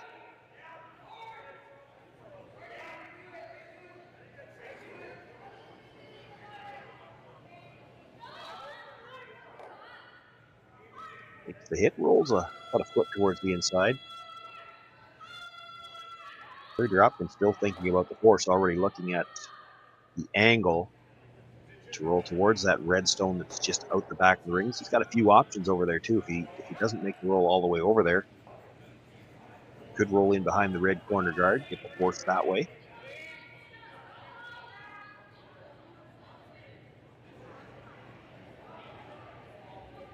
Needs about an 8-foot roll, actually a little bit longer because it's on the angle, to get in front of that red stone that's out the back of the rings. So going to throw this with some up weight again. Hits it a little thick, doesn't roll all the way there, and gets behind cover to get the force that way.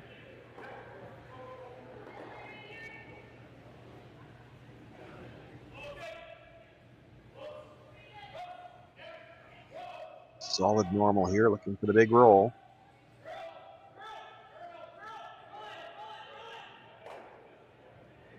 Makes the hit on the brush to try to jump it across. Ends up in behind the cover, actually might have poked a little bit out in the open. Catlin Schneider going to have to make a decision. Is it worth the risk to try to blank this end, or do we have to take our single now?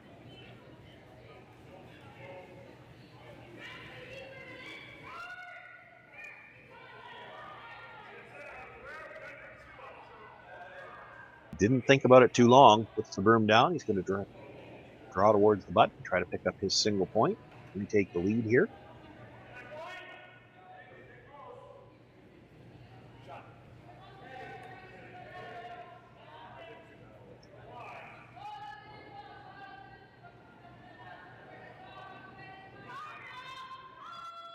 Nothing but singles on the board so far in this game, one blank end. Catlin Schneider looking for one more single here in the sixth to take the lead.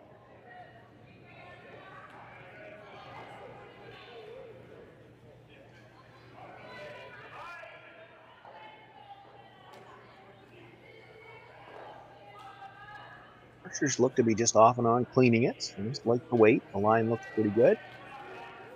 Doesn't need to be quite into the 4 foot, but they're going to put this one right on the corner of the button.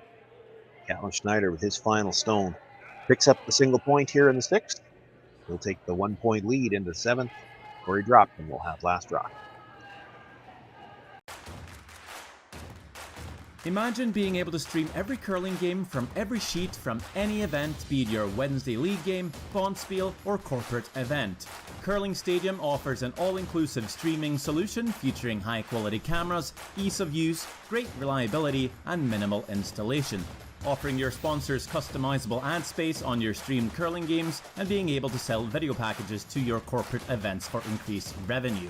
With Curling Stadium, you can stream to any device, be it your mobile phone, tablet, or computer.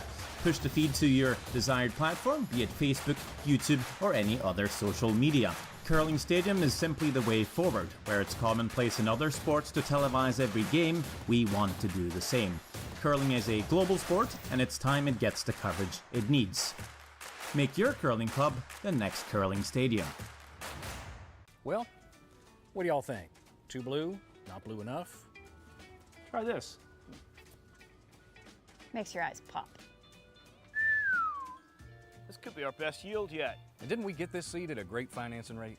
Yeah, we did. Iced tea? Great idea. Let's talk more about next year. I got some thoughts. And I've got some numbers. Nutrien Financial, financing that's in the field with you. SaskTel Be Kind Online wants to stop cyberbullying.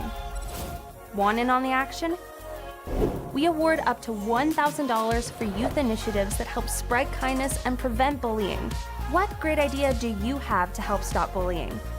SaskTel can help. Go to BeKindOnline.com and apply for a grant today.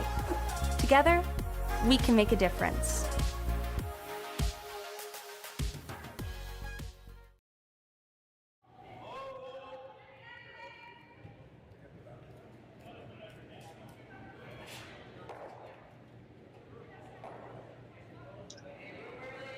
Couple of outstanding shots to finish things off in the sixth end. A nice hit and roll by Korey Dropkin, forcing Catlin Schneider to draw to the corner of the button, pick up his single. So Schneider with the 1 point lead once again as we begin play here in the seventh. Starts things off with the center guard. They come around perhaps sliding a little deep. That Yellowstone is the corner of the button. And the attempt to come and sit on top of that. It's a little strong, rubs off, sits on the edge of the button. Hard to say who shot rock. Not going to matter for very long, I wouldn't think.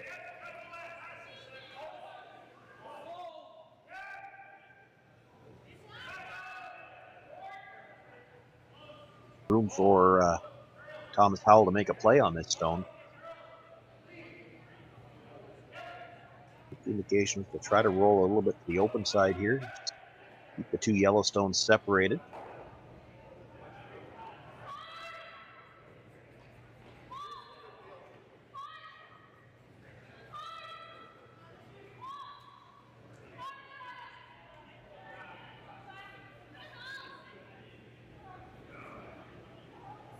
Catlin Schneider, I think, and team certainly will have discussed this. They know how hard they want to go here. You want to play for a force. There might be some thought here that even if we give up two, at least we've got last rock in the eighth. And that's maybe how they play it. Time. One of the things you have to factor in, though, in a game like this is there hasn't been a deuce yet. You really want to put yourself in a situation where you needed a deuce and 8. That might influence how you call this in. A nice freeze there. He's got that queued up on that angle so that even if the guard was gone, any attempt to hit the red can't kill them both because it's going to come into that yellow on the side of the 8-foot.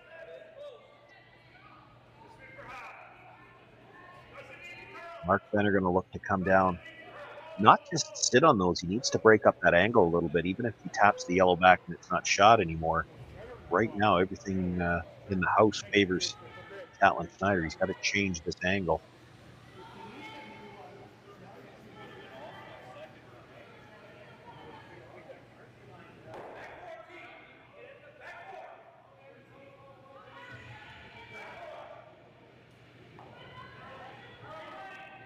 Don't have mics directly on the players, but there are some mics on the ice. The sound, and it's always a little tougher to tell for sure. I heard back 4. I just don't know for sure if that was our sheet. Maybe it was. Looks like he had the back 4. Moves the stone back a little bit. He did leave a fairly similar angle, though. Still hard to pass that red through the rings.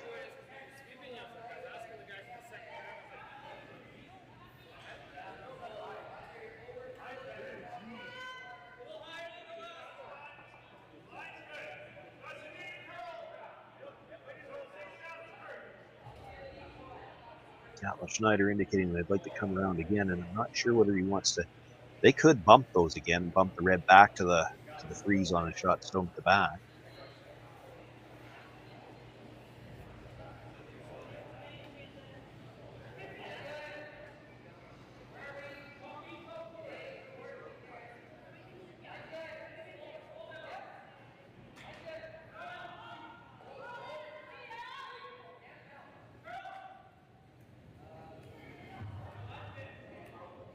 Nice line by the guard.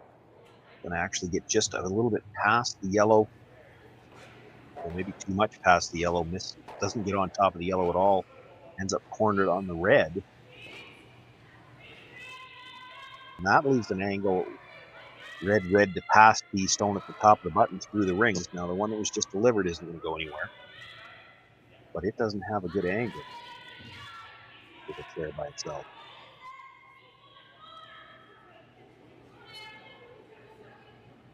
Stone just over curling for the Schneider team leaves an opportunity here for Mark Fenner.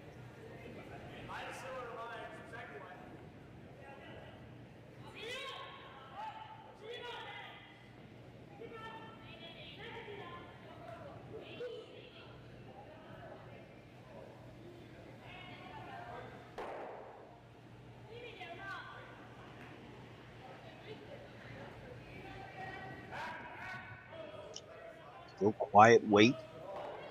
The only one he can kill is the redstone at the top of the button. That would be second shot. I'd like to keep his shooter in front of the other one, though.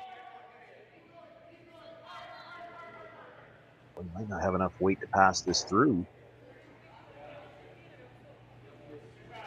Just bumps it to the back of the 4-foot and didn't leave a great angle at the front. Probably better for the Schneider team than it is for the Dropkin team. Looks to be yellow sitting 1 at the corner of the button. I think it's the red stone at the top of the 4-foot. Second shot right now. Seems to be the indication from Catlin Schneider as well.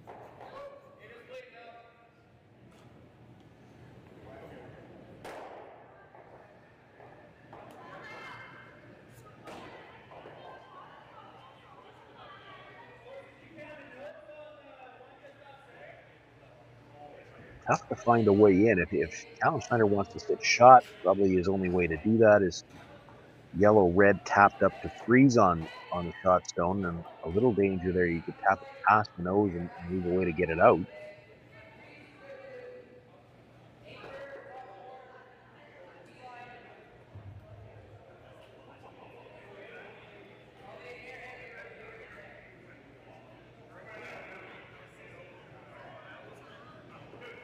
We're looking to move something here.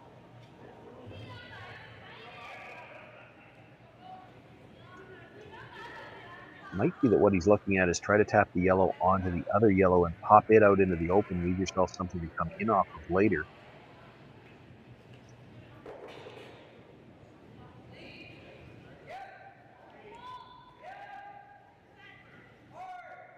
On the brush right away.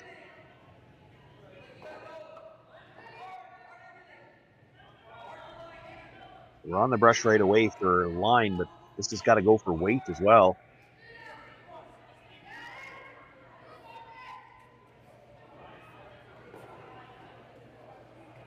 Comes up a little short of those two rocks in the ring, or three at the top of the 4 foot, I guess. Sits in the 12. Does provide some protection, but he does change the angles.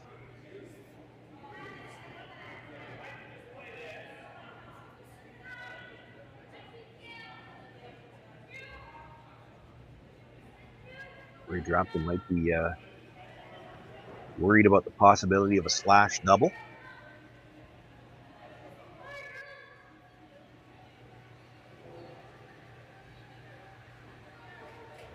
Really at the point in the end where it's almost too late for him to try to peel any guards.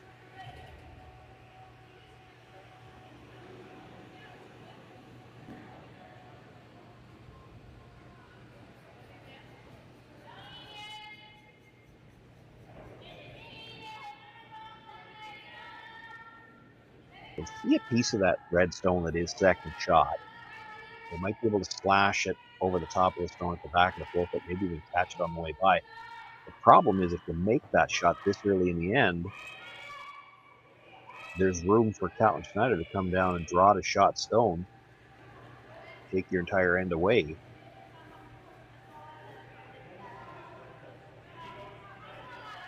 But what do you have on the other side? Like, there might be a double for Catlin Schneider right now.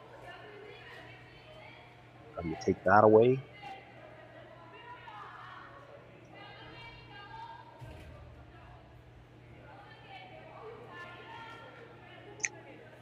All 4 players in the house.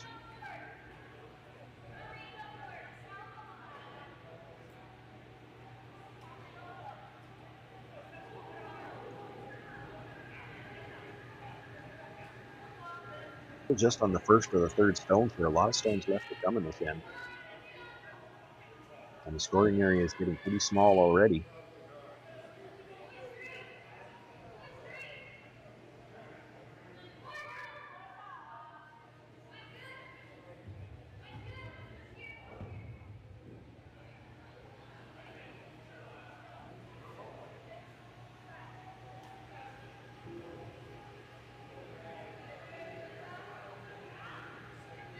They have decided they're going to make a play on the guard. It's just, you try to play this into the rings, or do you just straight peel it? I think maybe the indication when they're playing the out turn is they're just going to straight peel that guard.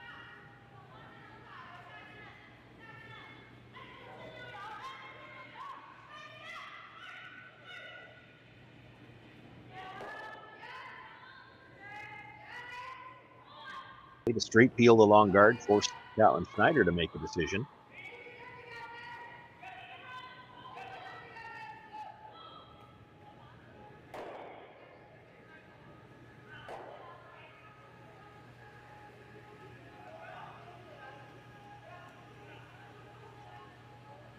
Catlin Schneider's going to ask. At least one player, looks like all 3 are coming down from the other end to take a look at these angles. There's a double there, might even be a triple. Problem is, you start eliminating rocks this early and you can end up with a blank. He doesn't want that. Looking at the indication there might be the red on the yellow on the red to tap the frozen. The angle's not perfect for that, so it's really delicate. If you tap it a few inches too far, they'll leave room to get it out.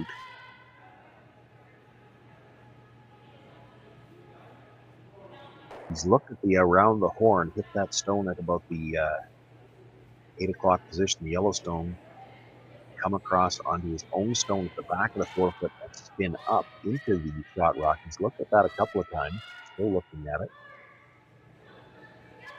You can see enough of the third shot stone, the yellow at the top of the 4 foot, to slash it at the shot stone. The problem is that You can get rid of the stone at the edge of the button, but it's real hard to get the other one to pass through the side of the rings. There's a red one and another yellow over there that it could jam on.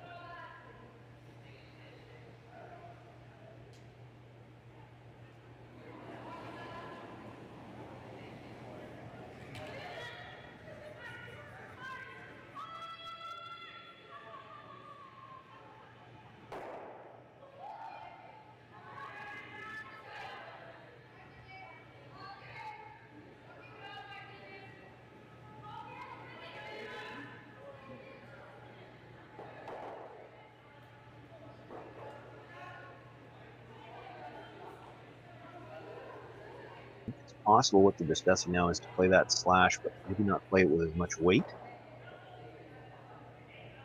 Just try to move the yellows and create a pocket where that yellow-red combination at the top of the forefoot can never leave the rings. It's an option, a very tough shot, so I think they're going to move the ones at the top. It's probably the first one they looked at. It's their easiest way to get shot rock. It's still a delicate shot. That yellow-red combination at the top of the forefoot is angled a little bit past the nose of the red at the side of the button. So you can't bump this too far, or you'll leave room for Andrew Stefera to get to the inside of it.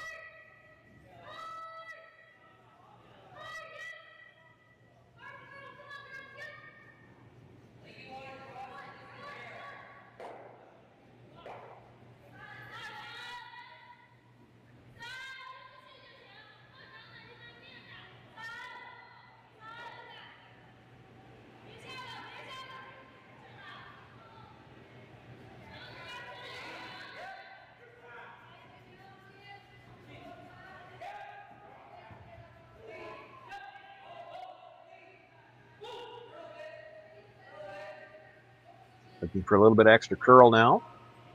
Red onto yellow, onto red, tapping it up the throws, and then did bump it just a little.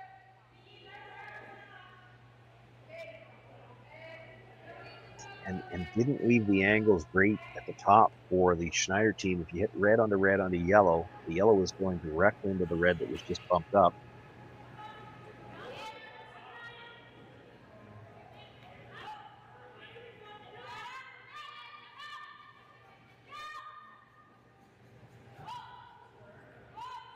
Korey Dropkin indicating not only will it go into that, but probably spins back into the middle. He might be sitting 3 in the forefoot and with a little bit of protection in front of him and some staggered rocks.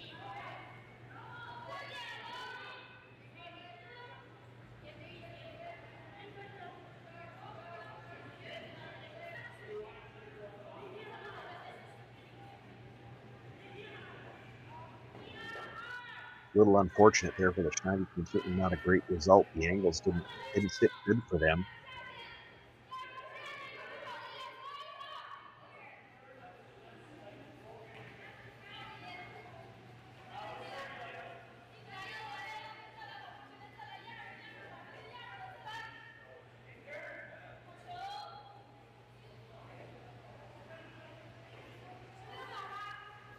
Looks like with that boom, they're going to throw a little bit of weight at this. Probably normal hit weight, maybe about a 9.5. Try to hit just a sliver on the broom side. Red, onto the yellow, onto the red at the corner of the forefoot. Shooter will roll just to the broom side of the center line. Protect your yellows in the rings. You could be sitting 3 after this and not leave a good angle.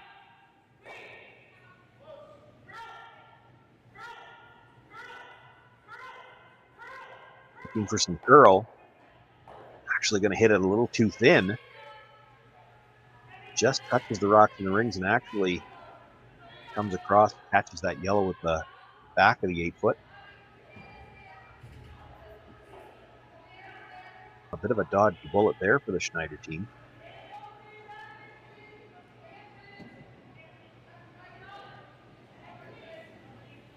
You've got to do something with those angles. You either play the tap on your own stone on the edge of the 8-foot, try to tap it into the button area. You've got to do something with the yellows. I don't know that you can do anything direct with the yellows where you don't risk hurting yourself.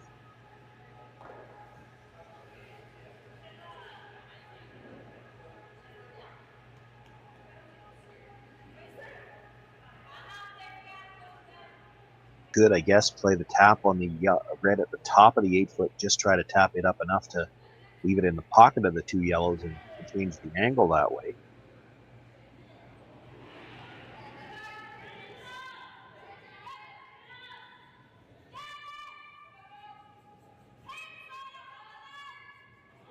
Your shot though, probably to make a play on your own red stone at the edge of the 4-foot. 2 ways you could do it. You could play it as a draw, try to tap it to frozen on the yellow at the back, or you could just play it as a straight hit.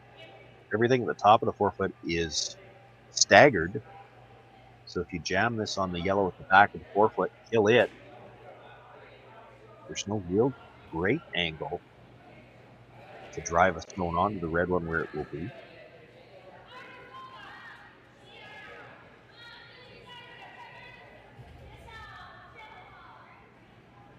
Looks like he's playing it as a hit here. Hard to say right now who's got third, but I think it's the yellow at the top of the 4-foot.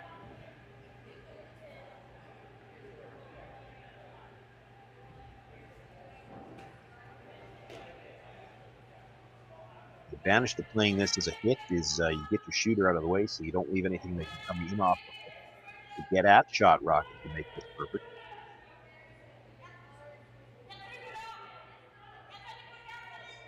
We're on skip stones here, so this is a shot where if you make it, really Korey Dropkin's only got one chance to try to set something up. He's got to try to score with his last one.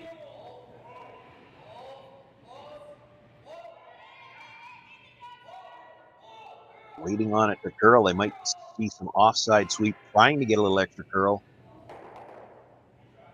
Makes the hit, does drive it up, and actually spins it even further behind those 3 stones staggered at the top of the 4.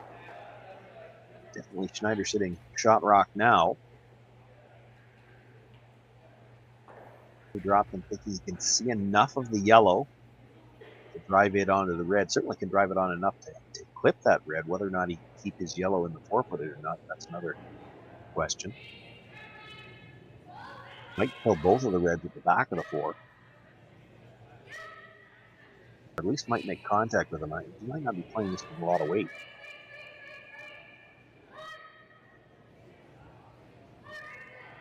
Doesn't really need to kill either one of those reds, just needs to get them out of the 4-foot.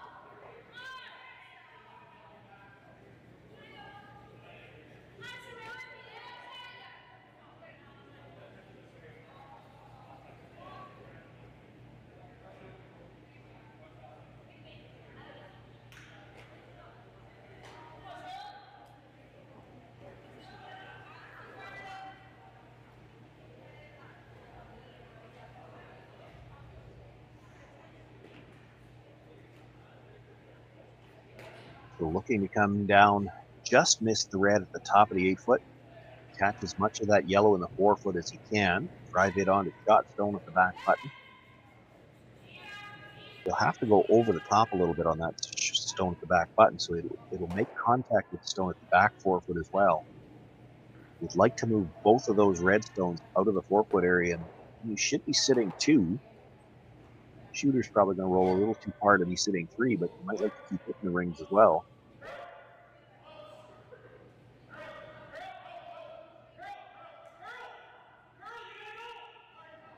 Got one calling for curl and one calling whoa. They end up deciding that they need the curl as much as they can get. Hits a little thin, drives it by the 2 stones in the 4-foot. So now it's definitely Catlin Schneider sitting 2.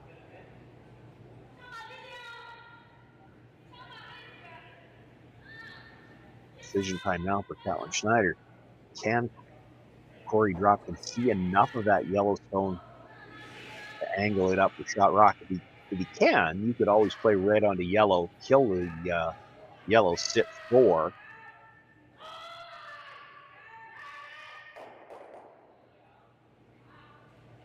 Don't think he can see enough of that rock, though.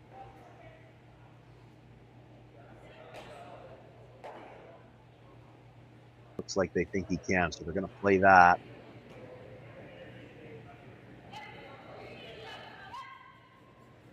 Probably was some discussion about just exactly where do we want to hit that. Shot rock is just behind the key line, so if you can hit this in a way so that you can take away both paths. Probably a nose hit on the red. Your shooter stays right there, so then the intern path to get to the back of the button will be there, and after the red kills the yellow, it should roll to the other side of the center line. You might be able to take away both paths to get at shot rock.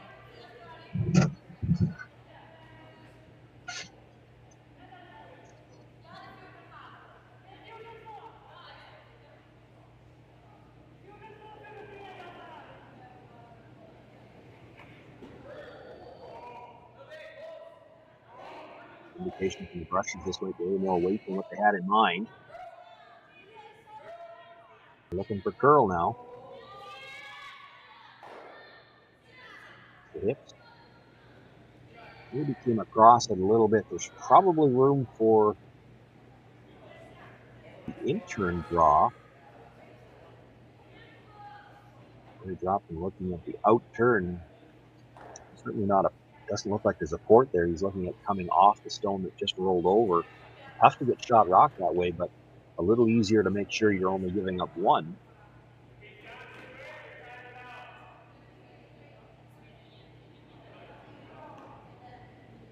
Falling down for the hack and an indication of what it looked like to them.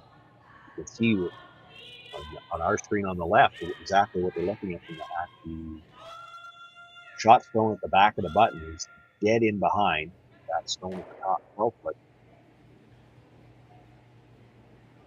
There is probably room on the intern draw with the amount of finish they get here. He can get to the pin and score, but it's a very delicate shot.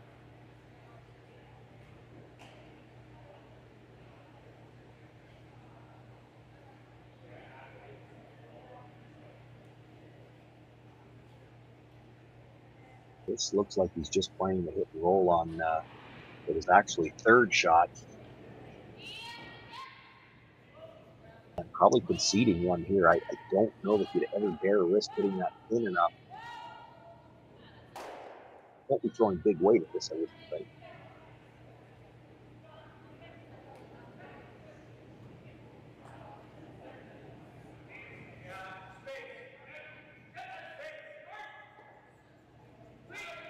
On the scoop early.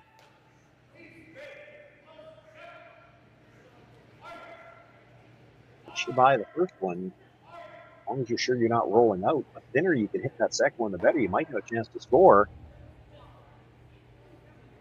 Boy, it's spun in at the end, but I think it is still a steal of one. Nice attempt by Korey Dropkin to give it a spin at the end. Almost picked up the single. It's a steal of one, though. Catlin Schneider will open up a 2-point lead for the first time in this game. Korey Dropkin with last rock in the 8th.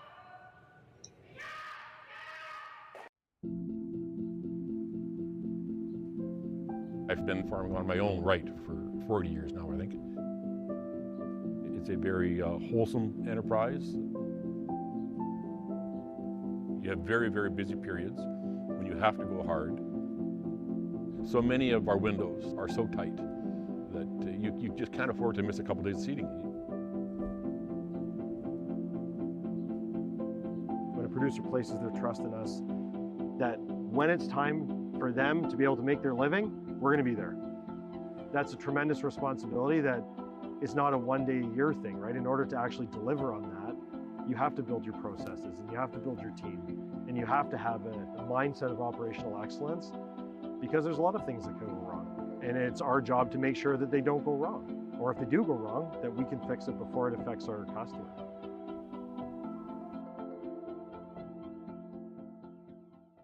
So with the impact to my business and income, will this delay my retirement? I know you're worried, Marshall, but based on the original plan we came up with, you're only about 6 months behind. I thought it would be years, not months. You should feel good. Remember, you've got a plan. Thanks. With change comes questions. See the impact of your money decisions before you make them with RBC Wealth Plan.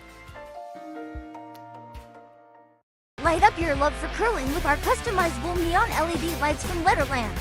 Choose your new neon mixed doubles partner or make a statement with a neon curling rock in your window. Also actual Letterlands. Use discount code WHOA for 15% off. Only at letterlamps.com.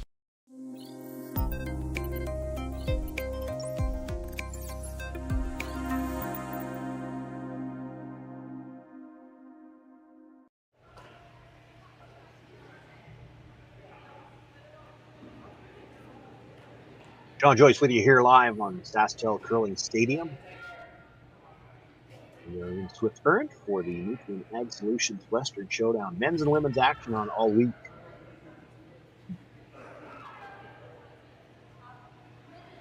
First draw for the men here this morning.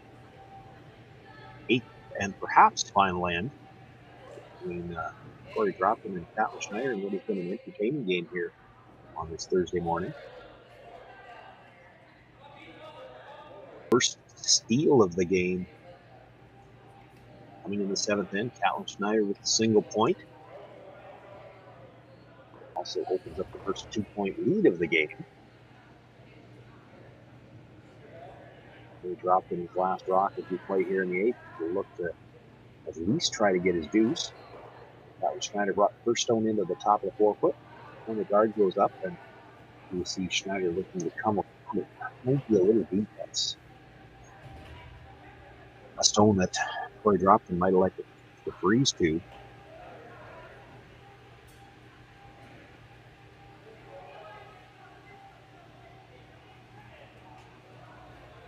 Just waiting for the indication. They're going to see the point from the skip of this team, Andrew Sabera.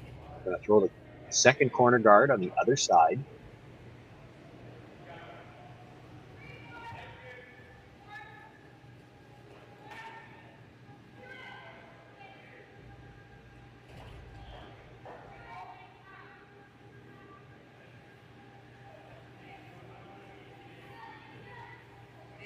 A little wider. Still protecting piece of the 8-foot. Oh.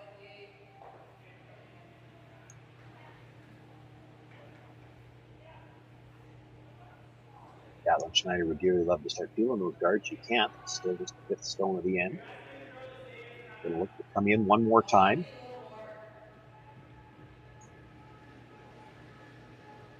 Trying to put some rocks in position where the Dropkin team's going to have to deal with them eventually, and you hope that you'll force the Dropkin team to eventually group their stones, and you can make a double and perhaps hold them to one that way.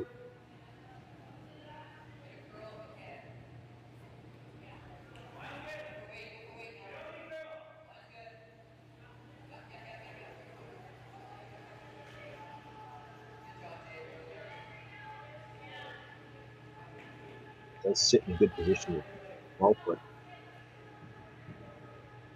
This is, I'm expecting Stepera, when he's got room to make the hit and roll in behind the cover, he'll do that. That's the call.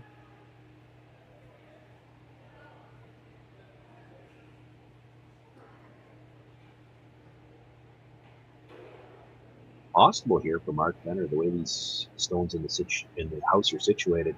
You could make the hit on shot stone, roll over, corner freeze on the stone at the tee line behind cover. They've switched the sweeper already, looking for some curls. So this has got to move. Boy, it's moving hard though. It's the hit. Does come across, leaves himself a nice angle on that red stone. The first stone, the one that hit, stays for shot rock at the back of the 4. I believe the Dropkin Yellowstone top the 8 is second shot right now.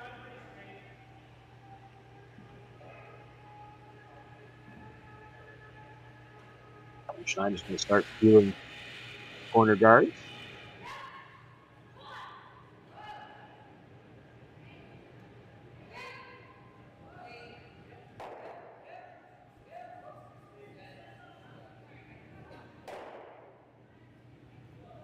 Jason Ginter with the hit, rolls the shooter all the way across. Now to play.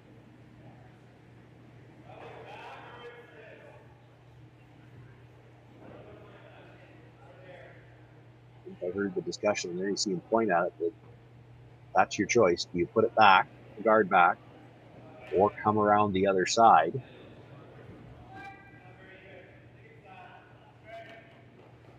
think you're ever freezing the open ones back and forth.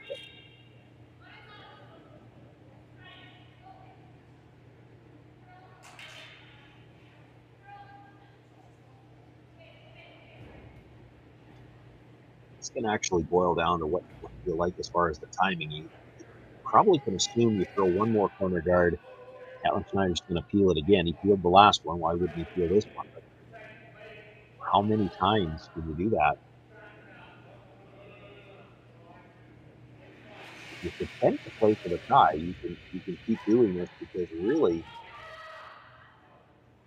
Catlin Schneider doesn't have much else that he can do in the rings. He doesn't have anything really available in the rings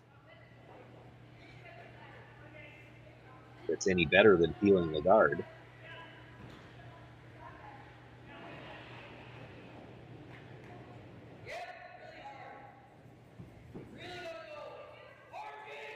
Been a little tight on the line. They jumped the sweep on this right away. Will overcurl it. Overcurls it badly, drives it onto the redstone in the rings, and leaves it in play. It is still the red at the back of the 4-foot sitting shot rock. I do believe the yellow at the top of the 8-foot is second shot. So a chance here for Andrew Sapara throwing the third stones to hit and sit for 2. Could try to roll over behind the corner guard. It would not be second shot if they did that. It's really hard for Schneider to make a direct play on Shotstone right now.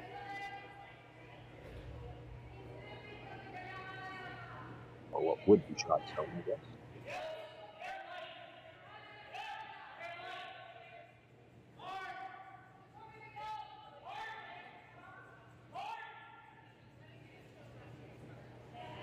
And the sweep on this most of the way down. Makes the hit, stays right there. So he does sit 2.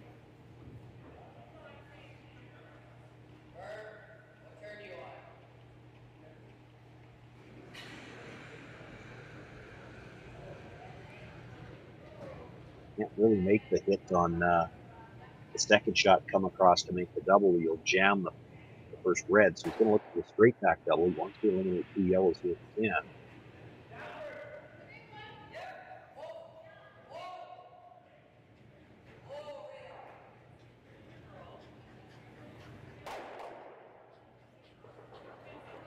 Feels a little on that one and just jams the second stone. Does leave the red as second shot right now.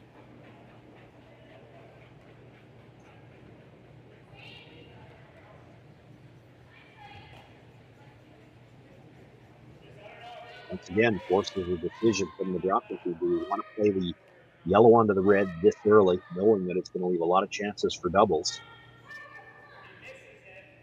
You know what? There's probably a chance for a double there right now.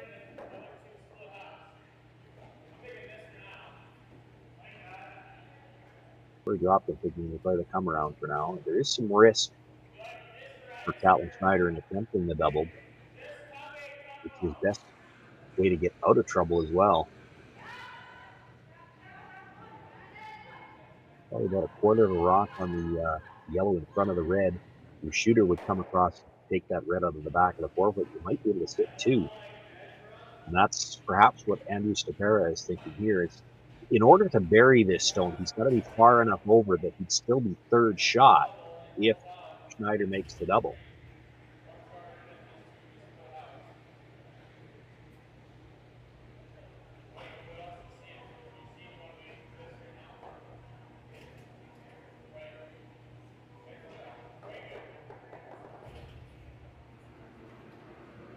Looks like they've decided to make a play on the yellow. Not going to throw it with big weight. Even just a draw tap. Indication from Korey Dropkin was they were still looking to hit it on a bit of an angle, so probably trying to move that red. Move it back a little bit.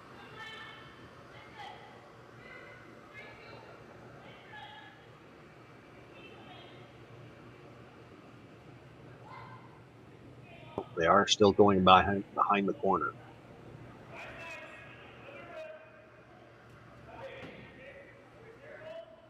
This was the shot Korey liked initially. Keepers it back away. He's got plenty of room by the guard. Starting to curl now.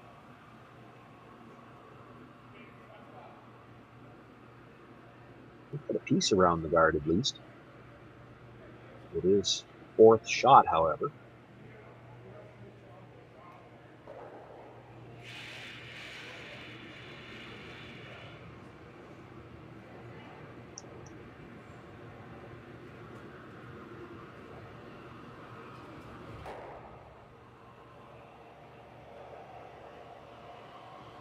Schneider looking at making a play directly on shot stone right now. And the danger of this is that if you play shot stone now, you're never going to get a chance at a double.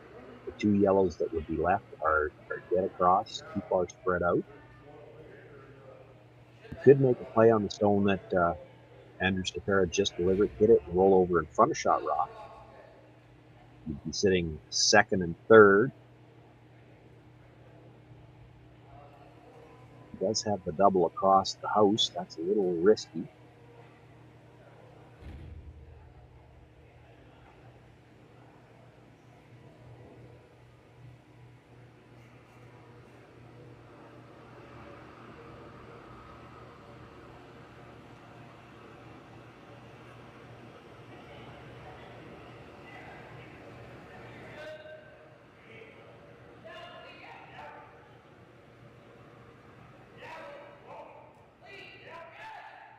Catlin Schneider with his first stone here in the eighth, looking to hit and roll behind the corner.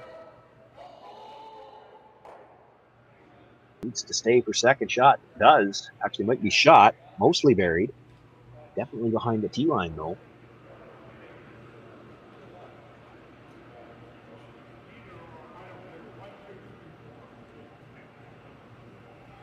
Korey Dropkin's initial thought was to try to make sure he moves that stone. He could just sit on the corner of it too. That's what Andrew Stepera looking at now. He could sit on the corner of it or even sit about a foot higher than that stone on the angle.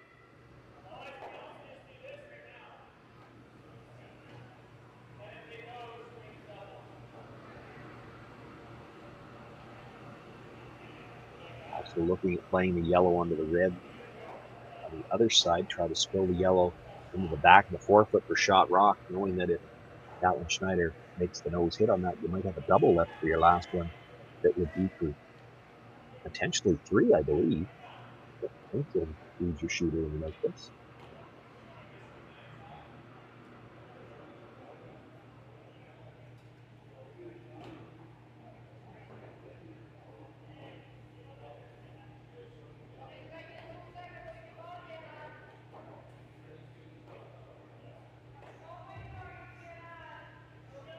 So looking at the overhead, the yellow-red combination on the left side from the overhead. He runs the yellow onto the red, hitting it just on the center line side a bit, the red stone. That yellow stone that he's running back will roll across into the forefoot area. Nope, he's going the other way.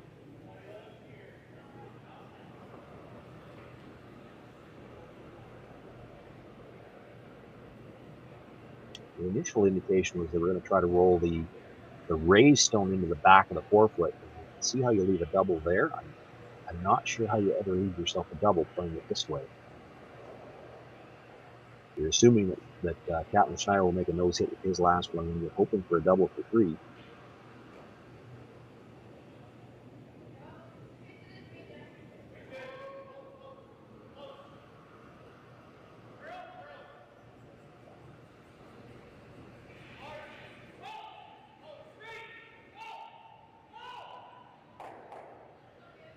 He ends up driving it straight back. Looks to be Schneider still sitting one. And once again, he's got a decision to make. He's got a double available. He makes the double. His shooter's probably staying up high enough that Dropkin would have to make a play on shot stone to just move it back and get his deuce for the tie.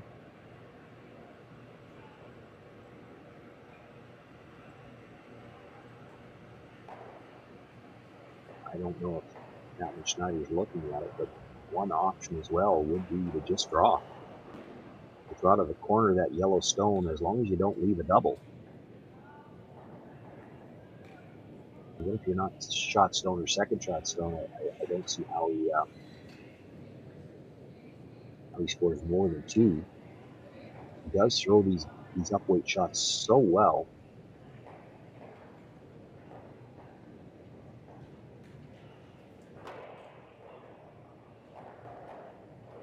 So with that broom location, I'm thinking he's trying to throw enough weight to hit this just off the nose on the center line side and see if he can't roll his shooter in and sit 2.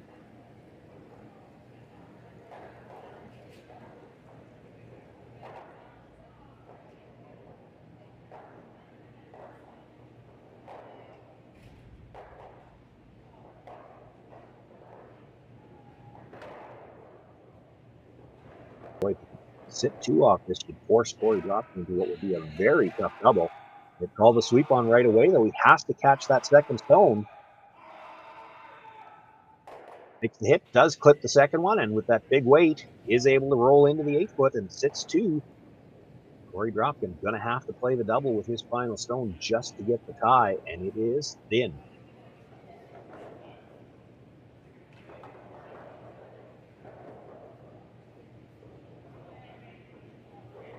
Really thin here. You see him indicating with the broom he only needs to hit about 1 inch of that rock.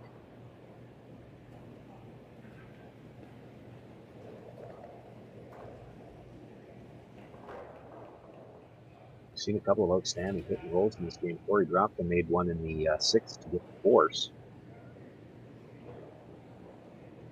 Big shot there by Catlin Schneider, not just to get the double, but when he rolls in like that, Korey Dropkin no choice but to play the double. And this is just for the tie. This is just to get to an extra end.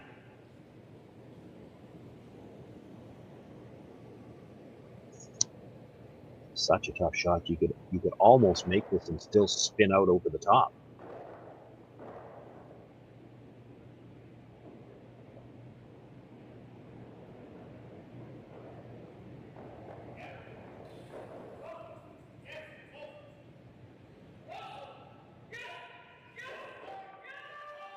Also off and on, he's close.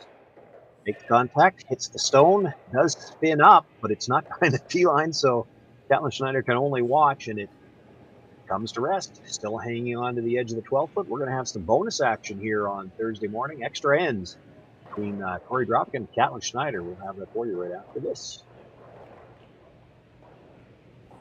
Light up your love for curling with our customizable neon LED lights from Letterlands.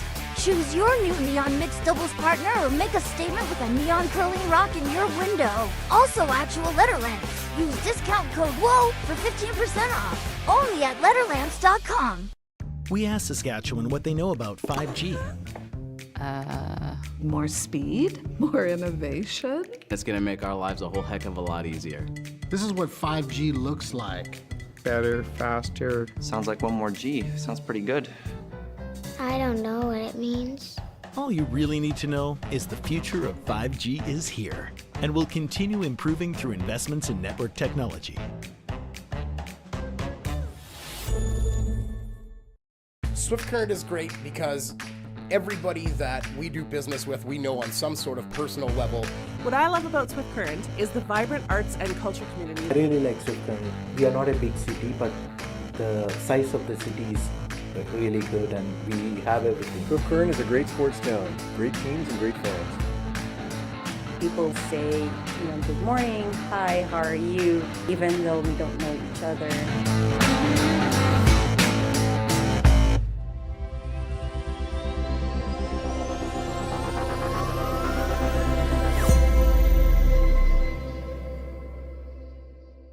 So with the impact to my business and income, will this delay my retirement? I know you're worried, Marshall, but based on the original plan we came up with, you're only about 6 months behind.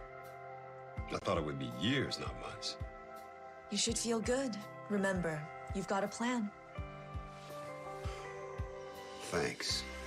With change comes questions. See the impact of your money decisions before you make them with RBC Wealth Plan.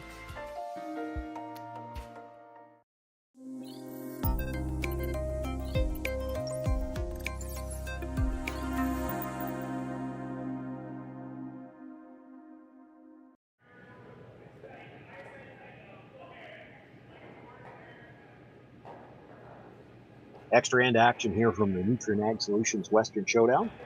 John Joyce with you here on the SaskTel Curling Stadium. A couple of outstanding doubles to finish things off in the 8th.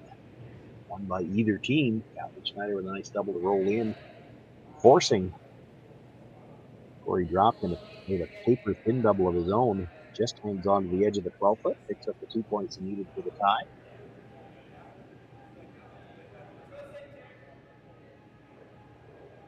The extra end has started pretty much according to script. He's built a center guard a little bit longer. The come around at the top of the 4 foot.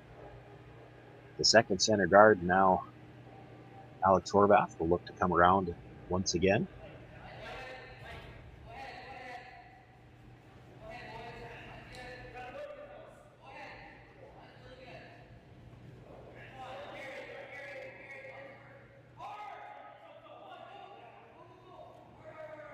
Rushers have been on this most of the way down.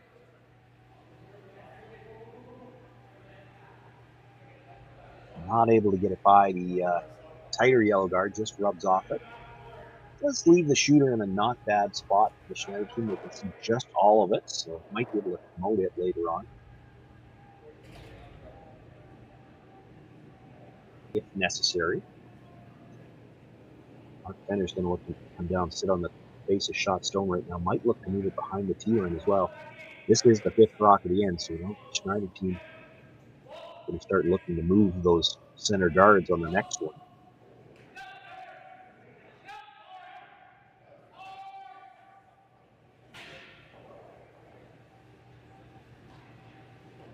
Not going to have the weight that he needs. It doesn't get by either.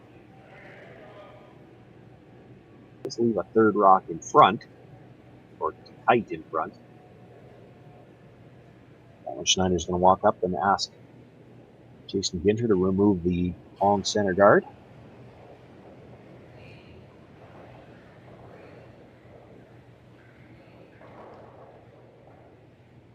I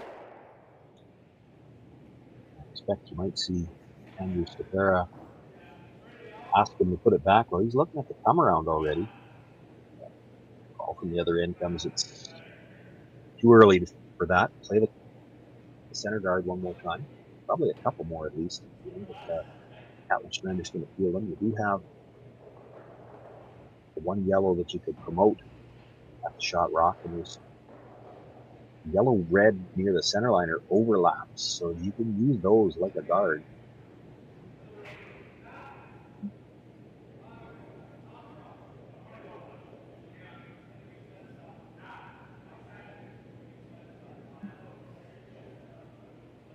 Just want this high enough that there's no chance for Catlin Schneider to try to move it into the rocks in the rings to get a couple of them flying.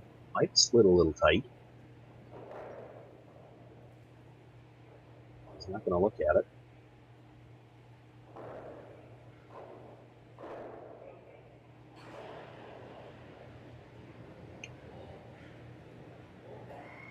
Just asking Jason Ginter to straight peel the guard that was just thrown.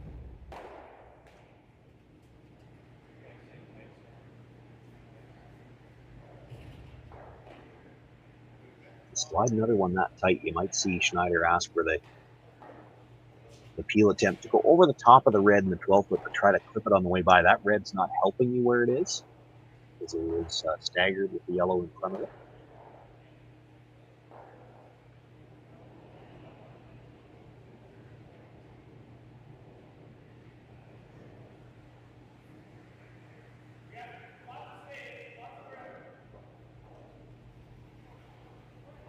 You probably wanted this rock a little bit higher, and you saw the brushers jump on it right away, so they might have felt like the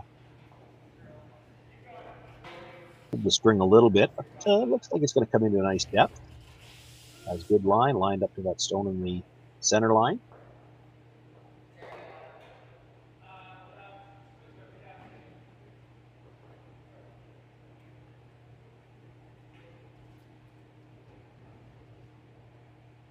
Middleton looking for the straight peel again.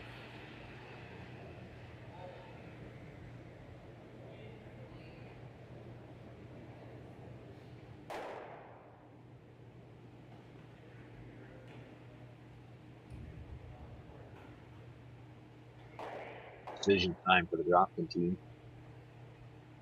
This is all about the time. You could throw one more guard, or you make your play into the rings now.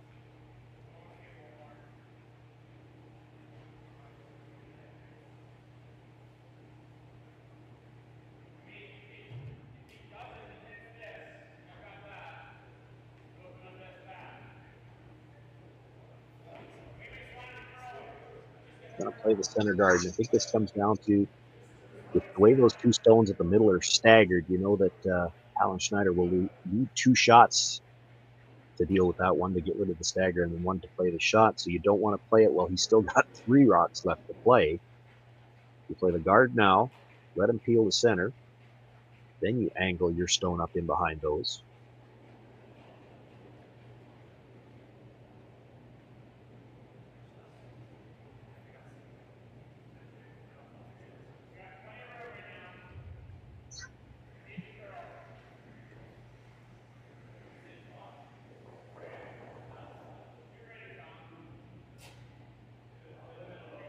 Has to line this up with the stone on the center line. Doesn't want to leave any kind of chance for Catlin Schneider to deal with that stagger right now.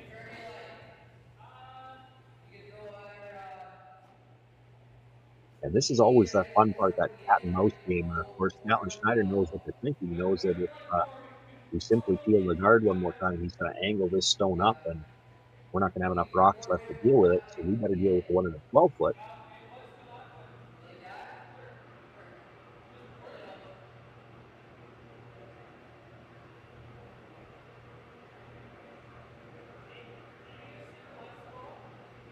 Question here almost becomes, where do you want to roll with this?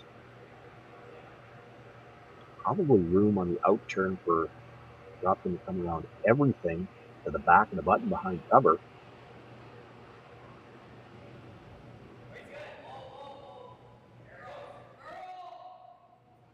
Looking for curl early. Looked like Sterling might have set that back just a hair. Actually clips the center guard onto the red stone. Moves it back. It is Schneider sitting 2 right now. He's left a port to the shot stone as well.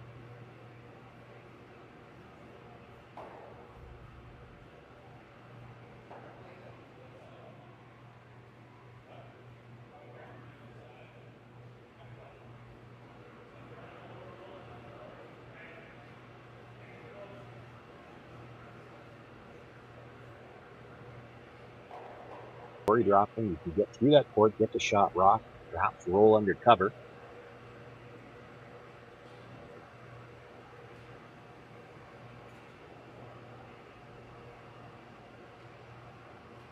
Stone that's full 12-foot, the yellow stone that's full 12-foot, really has taken away the path that Catlin Schneider might need to draw on the intern side.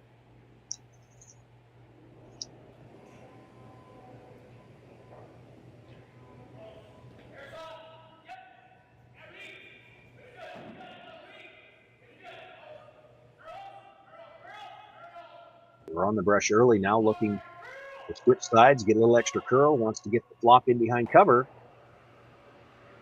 Does flop that right to the top of the 4-foot. It's not dead buried, it's close.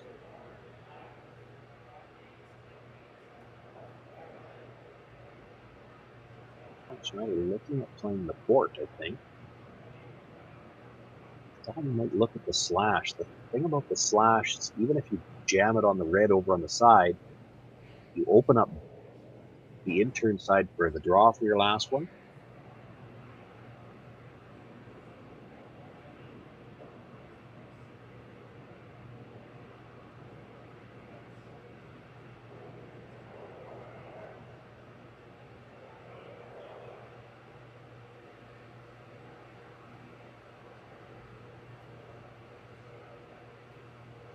I think he's looking at drawing right now. He's just talking about what have we got right now on the last one. I think he thinks he's got room to get to the edge of the 4-foot on the outturn side for one.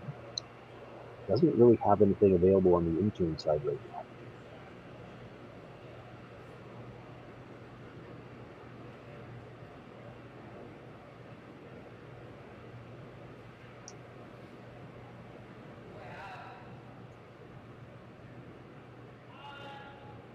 can see a sliver of the shot rock, but you're going to lose your shooter. Korey Dropkin comes around to the out-turn side. You don't have anything on the in-turn.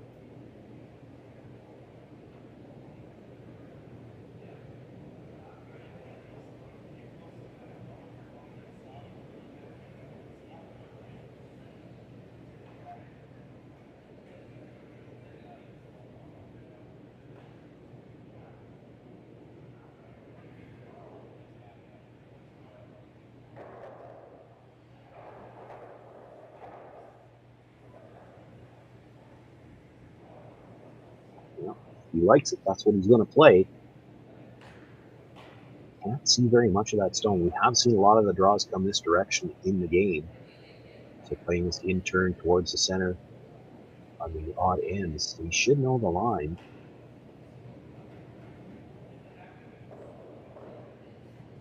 Doesn't even necessarily need to get it out as long as he moves to the back of the forefoot. Ideally out in the open. Might give him something to work with the last one.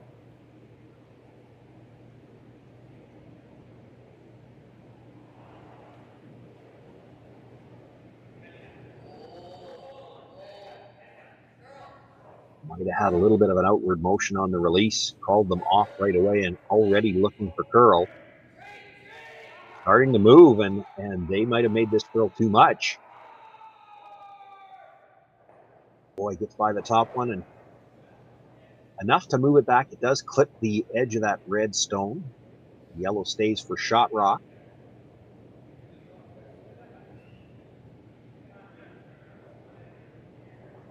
That is probably the best he could do with it.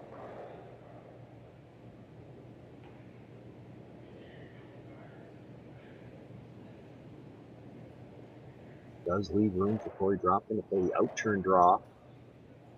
Try to get right around that yellow stone at the top of the 12-foot.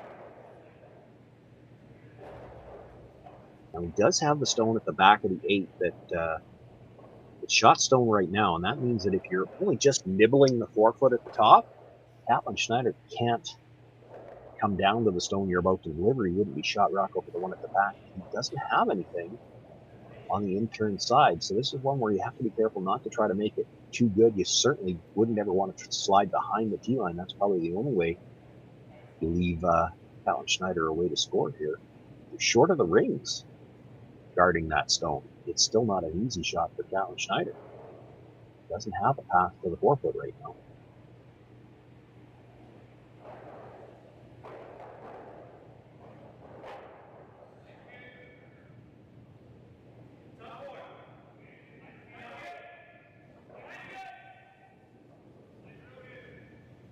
Hear them indicating they like the line. The scoopers have picked up the brush a little bit. This is for weight now.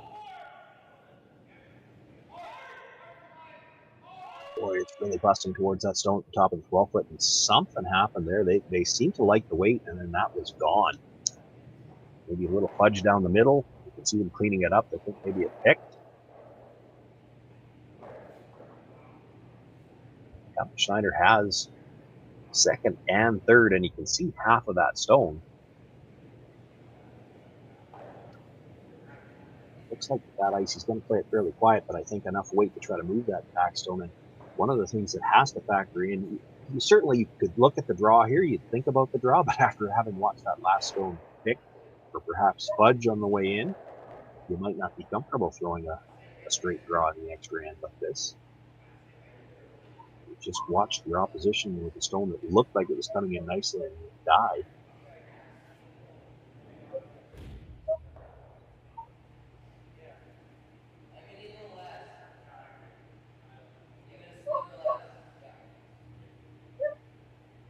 Tightened up the room now, so you have to think he's throwing the halfway there. That's certainly not enough ice to play it as a draw.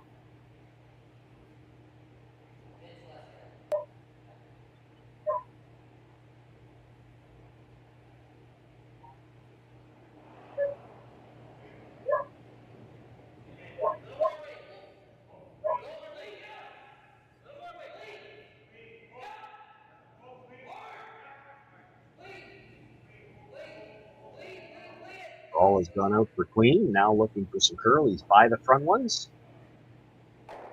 Comes down, does hit that stone at the back, rolls across, picks up 3, only needed the 1. That gives Catlin Schneider the victory here this morning. They'll move on in the A event. Korey Dropkin will move down to the B. I want to thank everyone for joining us here on SaskTel Curling Stadium. We will be here all day, every day, right through Sunday, men's and women's action from the Nutrien Ag Solutions Western Showdown.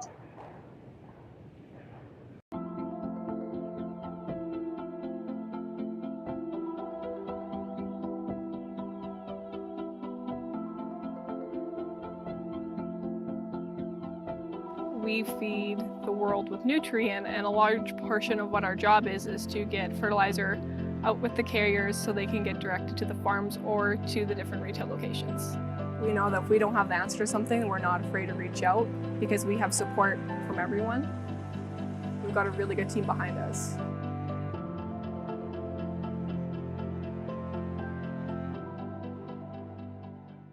SaskTel Be Kind Online wants to stop cyberbullying. Want in on the action? We award up to $1,000 for youth initiatives that help spread kindness and prevent bullying. What great idea do you have to help stop bullying? SaskTel can help. Go to BeKindOnline.com and apply for a grant today. Together, we can make a difference.